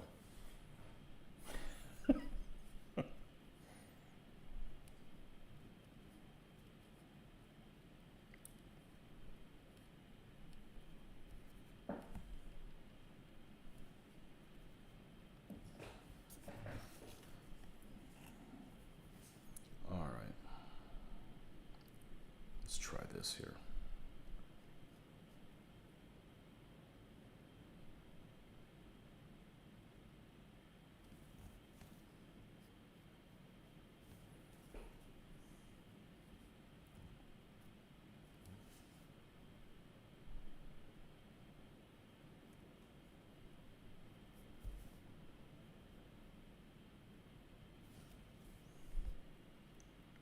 This white is just about dried up.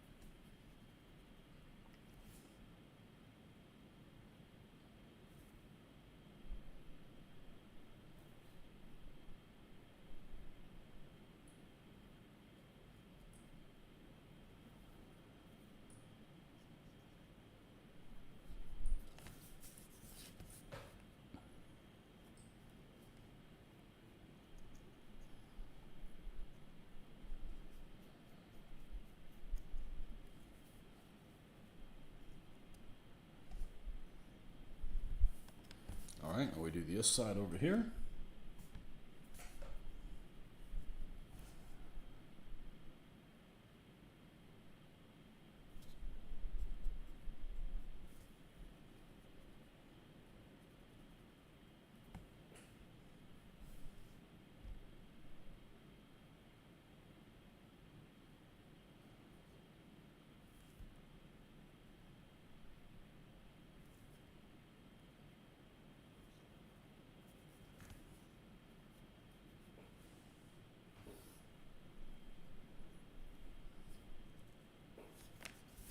Now let's see how this compares to this coloration.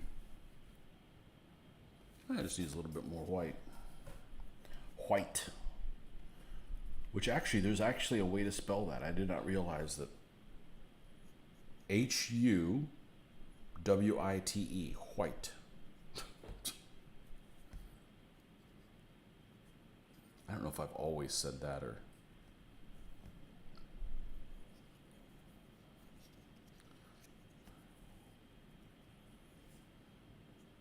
strange mannerism I picked up.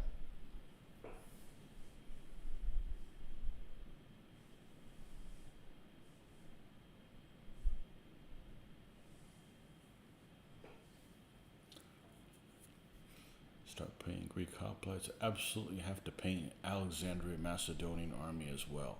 Were you in the discussion the other day? Well, no, Nordic was. Nordic definitely was, because Nordic was like, Alexander's a better general than Hannibal. And I disagreed. Although Carthaginians suck. And I'm okay with Greeks. I don't like the Carthaginian baby slayers, but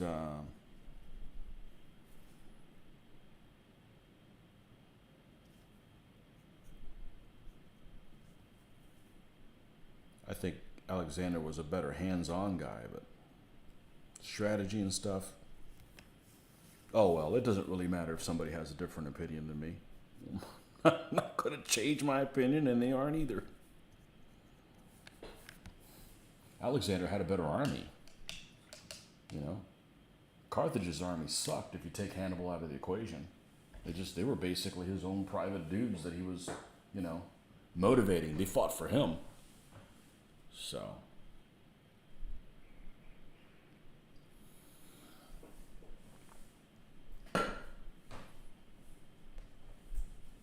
going for round 2 on that discussion. Yep.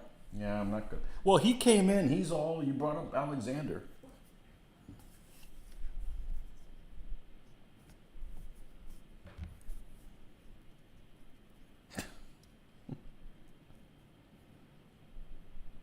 Alexander's like a Harbach.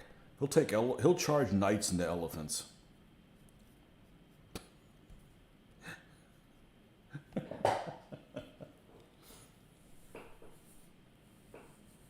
Missed that combo. Alexander was way better. Oh, I knew you were gonna say that. Any day over the week and twice on Sunday. Okay, so if you think he's the best, is he the best one? Is he the best ancient commander? Who's number 2? Who's number 2? Ah! And I can be pretty objective about it. I don't like the Carthaginians, and I think that Hannibal's number 1.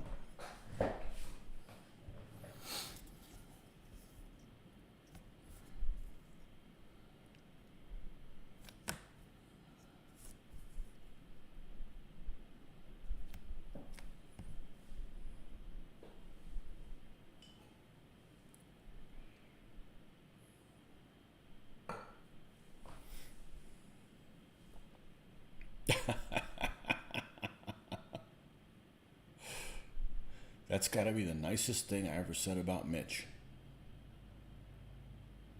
Yeah, and Mitch agrees. Mitch agrees with me.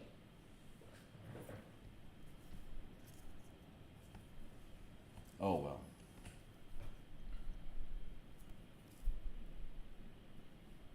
Who's number 2?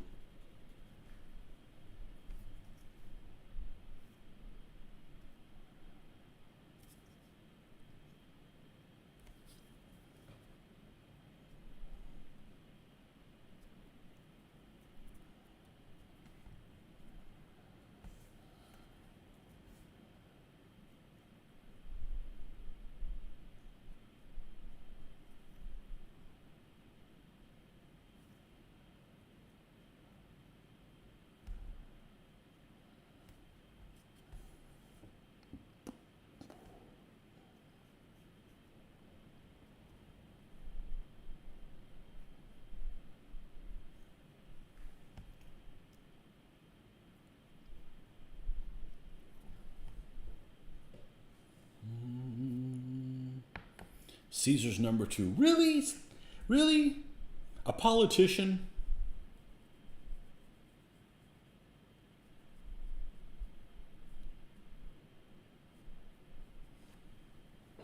I'm not a fan of Caesar. That doesn't mean I think he sucked or anything. I'm just not a fan of him, you know. We just don't know so many things. I mean, the Gauls, for instance, didn't leave anything written. So everything you know about him is just what Caesar wrote, and I don't know. I'm more of a patrician than a populare guy, so I prefer Sulla to Caesar. Caesar was a better commander. No, Caesar was, but again, what tools are you using? If your army is freaking awesome against the people you're fighting, then, they're kind of already doing they're already kind of doing their thing, You're just kind of fine tuning it. It's like you're a pilot to an aircraft that's already has great performance. You're just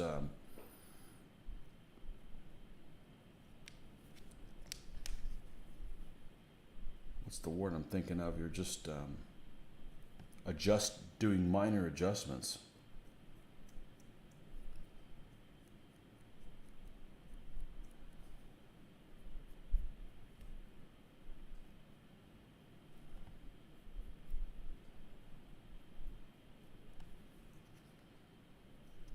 Oh, this is turning out nice.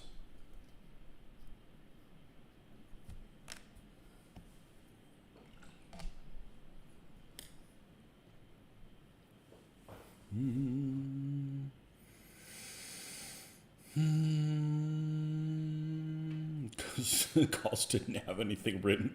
Caesar killed one man. I wonder if they had anything and it just got destroyed, or it just sucks how many people have died in history and nothing's even known about them. Makes you not want to die. Oh wait.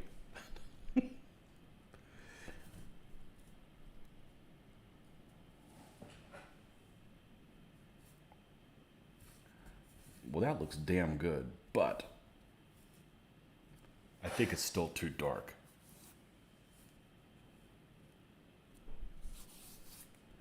Unless this thing's been out in the weather a while. And then, in which case, it's how do you move this thing?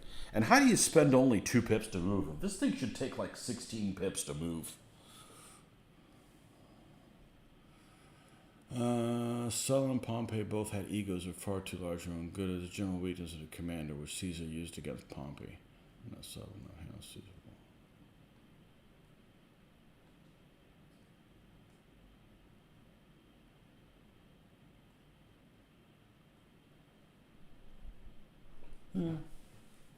Still like to read about him. My favorite Macedonian type commander is without a doubt Pyrrhus. Doesn't matter if he was successful or not. I think he's just cool. I just think he's cool. Although I've tried to play him in freaking Total War 2, it is damn near impossible to play him. He's just surrounded by everybody that freaking hates his guts. Just can't. In the first Rome, I could play him pretty successfully. There was a mod called Europa Barbarorum, and you start off with, the thing about that game is you've got to like build up your economy, and you start off with an army and no economy to support it. So you basically have to keep conquering lands and take casualties so that you can afford to pay for your army. And after you take like 3 or 4 lands, you can actually like start building up your forces again. But it's really fun doing that pike phalanx and having to play keep away. But every elephant you get, you're not going to get any more. So you need to husband those guys like there's nobody, like nobody's business. So,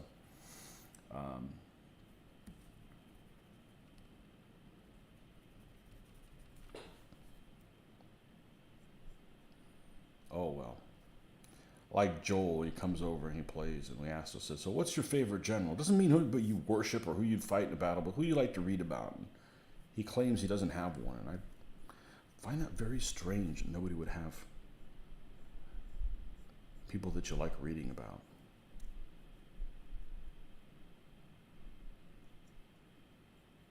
Like I don't really like to read about Hannibal, but he was just kick ass. I don't know.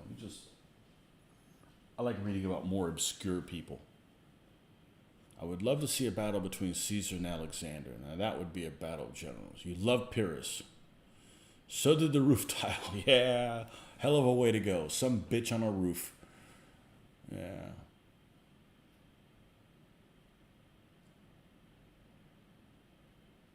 Caesar and Alexander. Well, Alexander's got the more interesting army. Caesar's just a bunch of the same thing over and over again.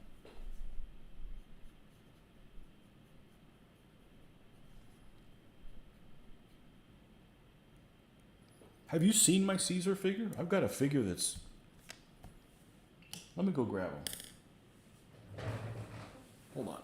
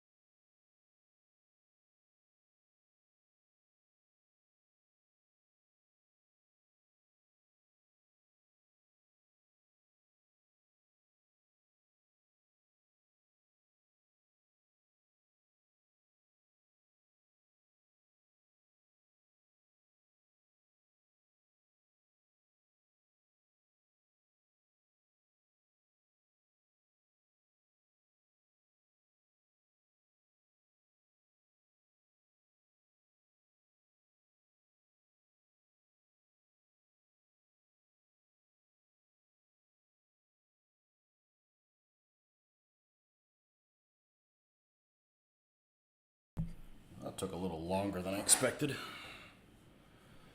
Okay.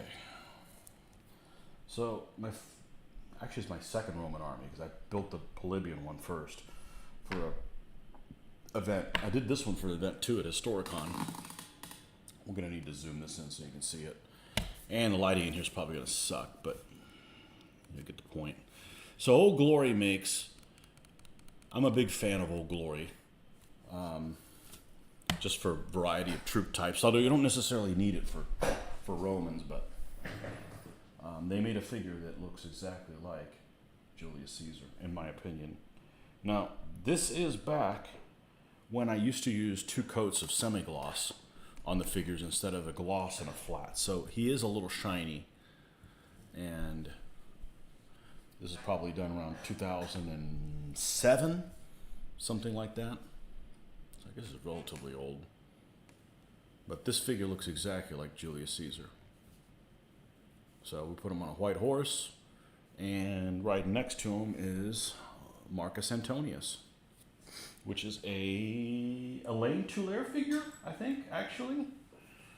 I think that's right, yeah. And somehow I found out that he had the lightning bolt thing, so I gave him a little shield with lightning bolts. So, anyhow, that's the command stand for my Marian army, or as I like to call, late Republican army.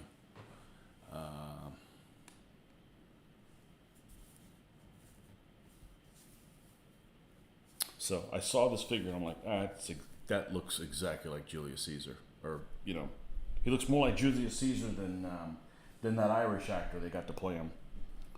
Anyhow, and then the Legionnaires are actually really nice that Old Glory makes. And there's there's a total of 8 blade in the 2.2 army. This is a 2.2 army. So I did 4 painted one way and 4 different ways. So they have dark red clothing, and the other ones have kind of like a buff clothing.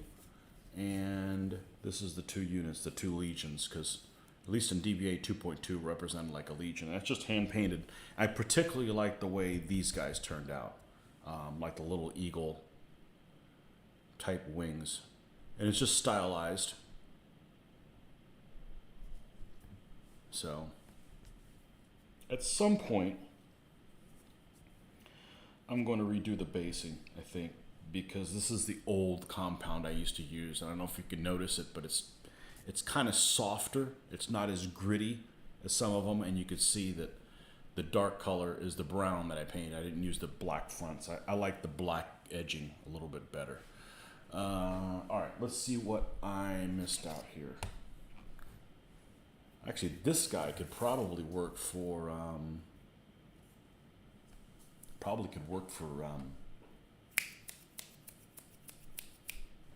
Trajan. Could probably work for Trajan too. He's got one of them page boy type haircuts.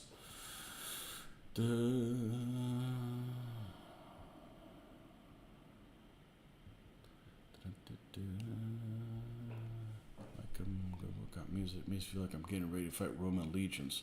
Germania unconquered. Who is it? What's the workout music? That's the Caesar figure. Have you heard Heilung?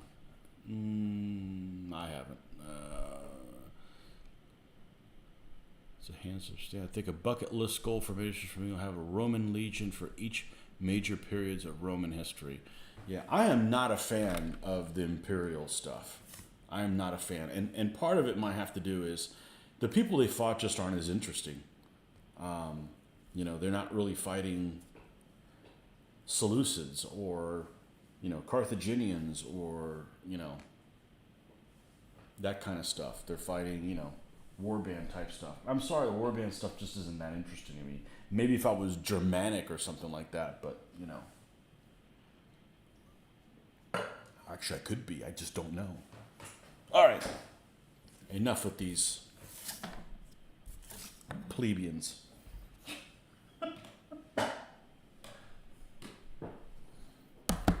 All right. Heilung. Yes, greetings to you too. Sounds like something that fell out of fashion in 1945, if you know what I'm saying. Heilung to you too.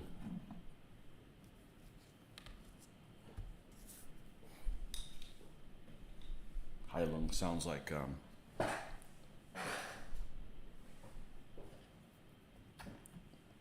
I don't know what it sounds like. Let's lighten this up some more.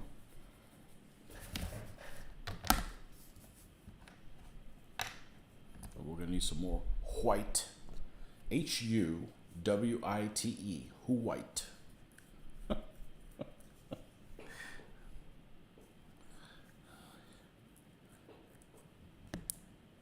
Oh, we can minimize this. We don't need to have this thing anymore. If I do early Imperial Romans, it would be for the conquest of Britain. That's just a sideshow. Silly island. Bah.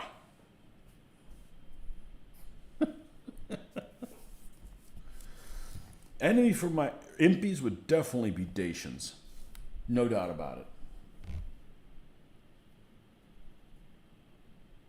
No doubt about it.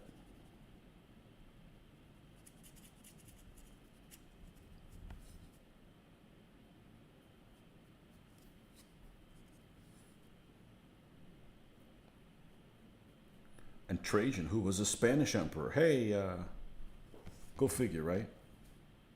Go figure I'd want to do that one. No, but seriously, when I think of Romans, I think of the Republican Romans. I don't think of the imperial ones. Not that they weren't important. I just, I go right to the source.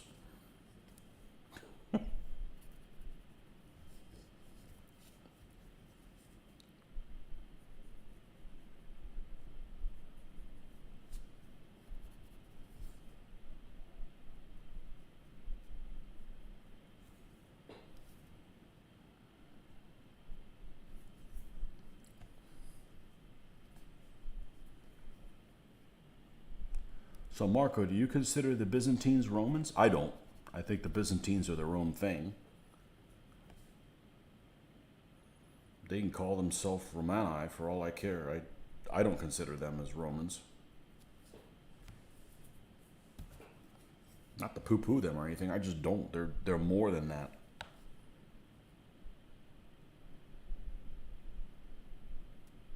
Just from an army standpoint, Romans are predominantly an infantry fighting force, and the Byzantines are predominantly a mounted fighting force. So just there alone,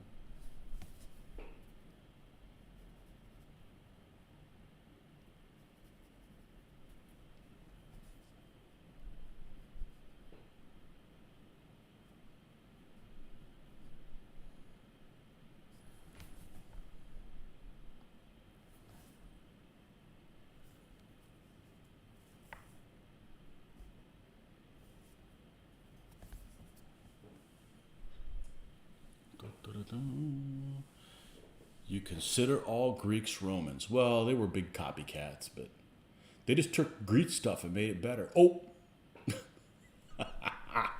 Gives me a reason to paint up a fiery red-headed female warrior on a chariot, though. Oh, some mouthy broad, yeah. Alleyway Alley is a redhead. Oh.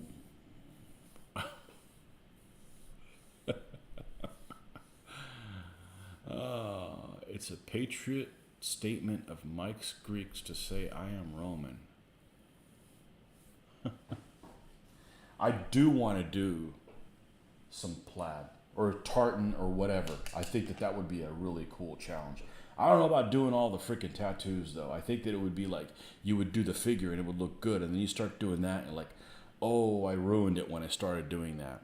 I'd be afraid. I think I could pull it off, but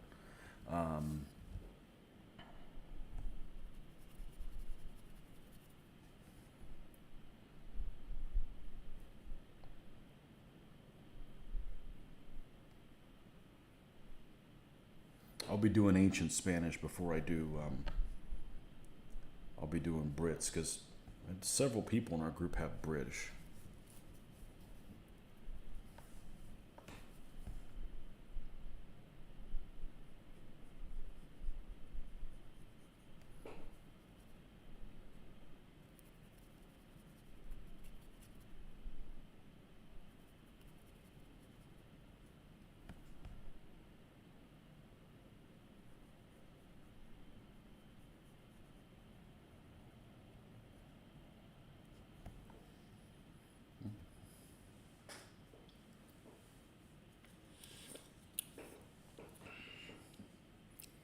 You're bucking for the role of Clark Griswold in the new Vacation movie. You've done some tattooed Gauls. Some days I like them, some days I don't. You know who I'd want to do if I did Gauls? Those naked blue bastards. And I forget who they are. The Gasati or something like that. But they're like, war band that not only they fight naked, but they painted themselves blue. Like, that's just a hoot. Just the conversations that you could do with those guys. But, the Gauls are one of those that everybody's already got as many they need. I don't need to paint them. I need to focus on things that are a little bit more interesting.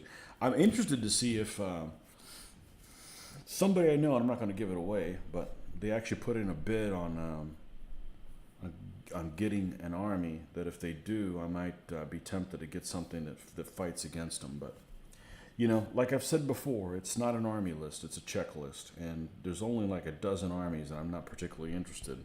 All the other ones are interesting. Including ancient British Gauls. All those guys that... I'd do Caledonians. Nobody that I know has Caledonians. If I was going to do one of those armies of Britain, I would do Caledonia. They got a couple chariots, and the rest of them are fast warband, and maybe a couple of skirmishers, and that's about it. That's all she wrote.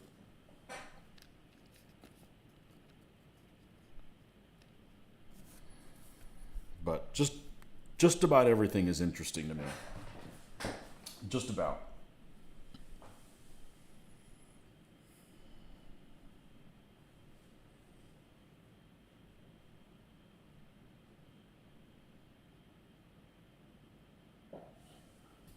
Galatians fought naked too.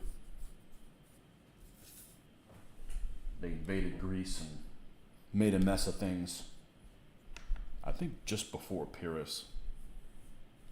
279? What's 279 BC? Ring a bell. I don't know. And then they worked their way into Asia Minor and just hung out there. And eventually they became a little bit more civilized. But originally they fought naked. Which, if I'm gonna wear one article of clothing, it's gonna be frickin' underwear. You know what I'm saying? I mean,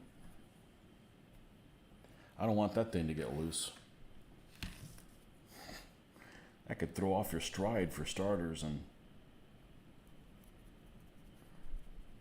I don't think you want to fall on that thing.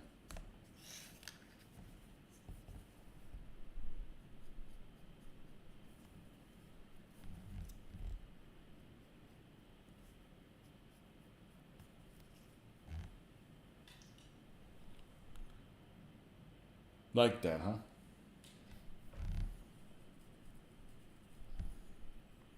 Problem with painting naked troops is you have to make sure they were uncircumcised. I don't know if they make uncircumcised Gauls. I don't know. I can just see some people. I just want to do it to get a rise out of some people. What are those blue guys? Oh, they don't have any clothes on. Gross. Not if that's how they were historically. I didn't decide they were going to fight naked. I think it's pretty stupid, but that's what they did, so... Yeah, it's just good for laughs. Be those same people that get offended by statues that are naked. Whatever, man.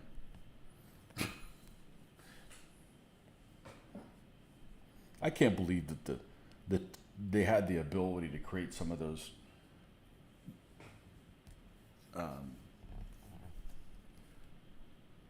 sculpts and all that stuff in that time period of... Peloponnesian War stuff, and the sculpts look the way they do. It's really freaking amazing. Really, you can't put that in like modern art in the same museum. It should be like, ridiculous. Was it the same Brennus that sacked Rome and plundered Greece? I've heard yes and no. That's interesting. I'll have to look about that. Yeah, I heard about Brennus was the guy that sacked Rome. I would be surprised if it's the same one, because this tribe that went through Greece started over in Asia Minor, so he would have had to like go into Rome and then just said, oh, I had enough of this loot, and then leave again, go around the Adriatic and come. It's It could happen, but I don't think so. I don't think so. If he was a freaking badass, you know? He was a freaking badass. Again, it's one of those things, you know, there's Gauls and there's Galatians. And the Galatians were guys that were Gauls, you know, and they just went into Greece. But that'll be interesting to find out who exactly it was that it happened, because that's the guys. They beat the shit out of some Greek army. I forget who it was. I want to say they fought. Who's the guy that has the elephant general? Ptolemy Karani? I don't even know how to say his name. Where's my book? The lightning bolt guy.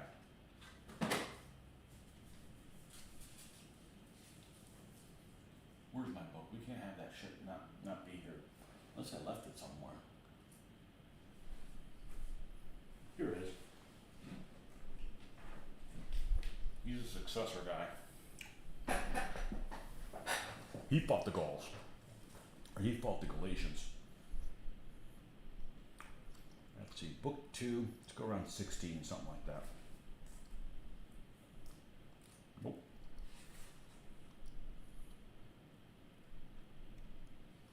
Not Polyperchon.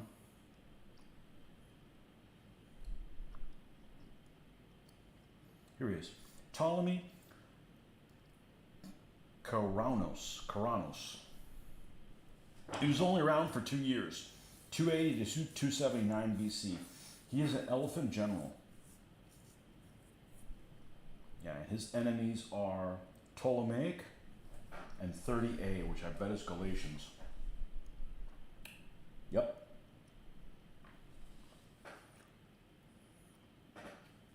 All right. Ptolemy Karanos. Ptolemy Karanos, Thunderbolt, was the son of Ptolemy the First. Would be Ptolemy the First of Egypt, wouldn't it? But not his heir. He seized Macedon 280 BC, but was killed the next year when he fell off his elephant while fighting the Galatians.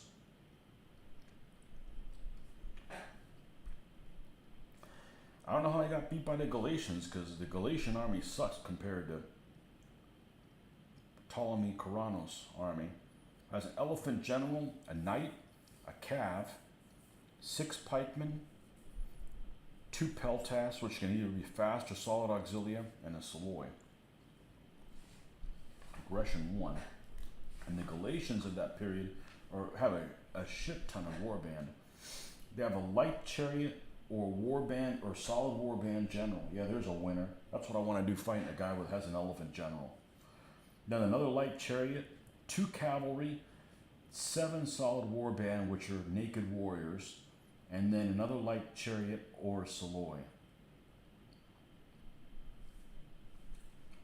This list covers the branch of the Celts who went east through the Danubian plains and invaded Greece, causing many upsets before they settled down in Central Asia Minor. Pausanias, Justin, and Diodorus quote large numbers of both foot and cavalrymen. Some light Celtic chariots initially used were supplemented in 273 BC by captured Seleucid side chariots. Galatian foot fought naked in dense bodies, ooh, sexy, displaying fanatic fervor and indifference to wounds, and destroyed several pike armies, but could not cope. Really? What kind? That was a shitty pike general. But could not cope with skirmishers in difficult terrain, or on one occasion with elephants. Oh yeah, you're 2 versus mounted, and your elephant is a 5. Oh wait, it's an elephant general. He's a 6. Yeah, squash. Their few skirmishers usually supported the cavalry. Fanaticism waned after they were stopped by Pergamon in 241 to 228 BC, but they still fought naked against the Romans in 189. Not a wise move. Thessalian and Good Lord. Anenian. Good Lord. Nobles joined the invasion of Greece in 279, and Pisidian allied contingents assisted in Asia Minor. The Tetrarch Diotauros was made king of Galatia by Pompey's settlement of the east and sent troops to aid Roman armies in 50 to 51 BC and 47 BC.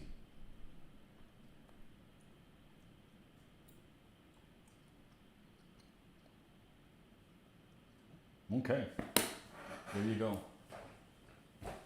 That's today's history lesson according to Barker.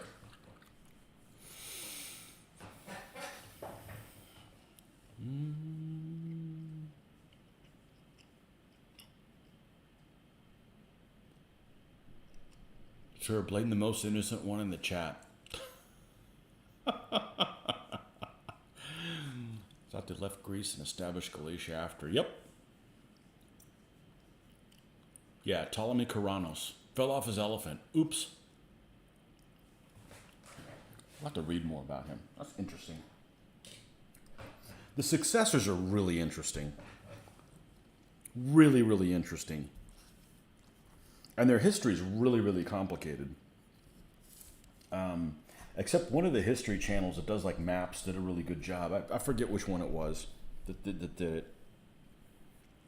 Whether it was Baz Battles or Kings in General. I think it was Kings and Generals that did it. And they did a really good job of kind of wrapping their head around it, because they're moving their little icons.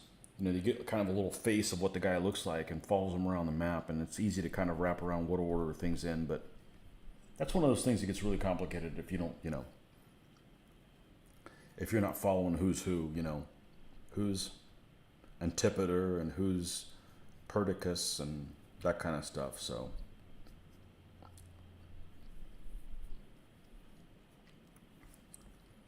yeah, they actually did a thing where, well, we did some of them. We did a series on the Diadochi. We're going to do a second one, but never got around to doing them. But the first one's the one that people don't hear about. You don't hear about Perdiccas and Ptolemy. We got to do it. We got to do some of those successor battles in the same way that what's his name did the Punic War ones. There's just a wealth of stuff in there, and all those guys are really, really interesting. I think they're really, really interesting. Those armies are really, really cool. There's some nice combined arms stuff in there.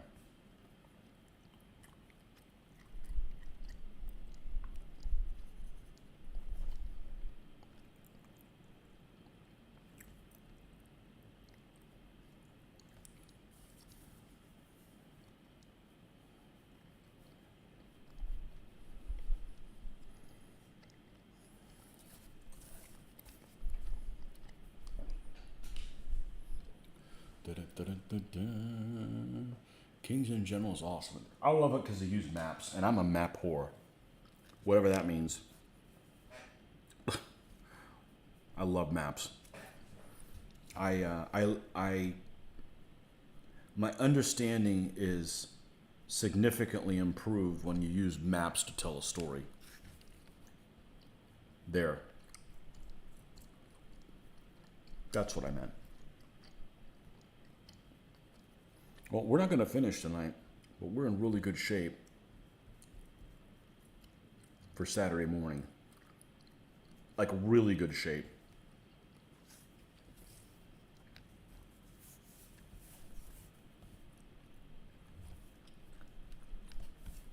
All right, let me put my glasses on so I can see what I've done.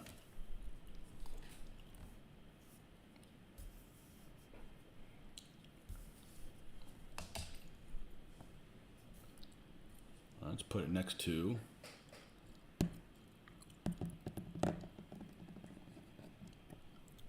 a cumin.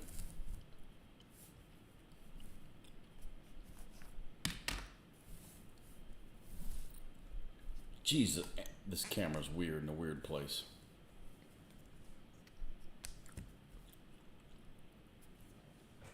Yeah, I think I'm pretty happy with that. So that'll leave us for Saturday to... We'll do this.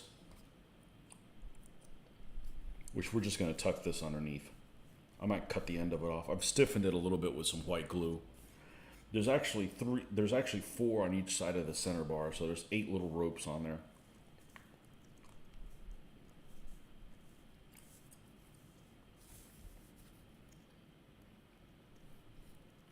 Oh, now it's stiffened too much. Now it's popping out of the thing.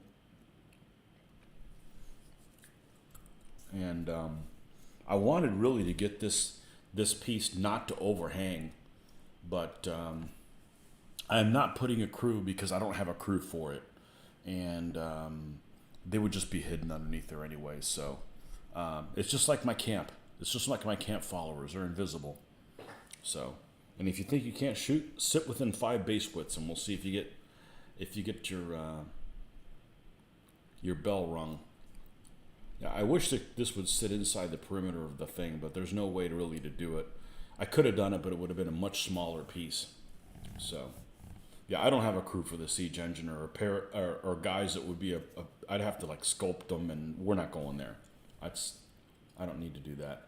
So, anyhow, and I wanted to do a rope drawn catapult because that's apparently what they used. So. Okay, well, there we go. This is, how long were we on here? 2.5 hours? That's a lot longer than I thought we were going to. The magic of coffee. So, well, thanks for stopping by, folks. And as always, we'll catch you guys on Saturday morning. And we should be on by 6 a.m. Eastern Standard Time. And happy painting until then. Enjoy your Friday.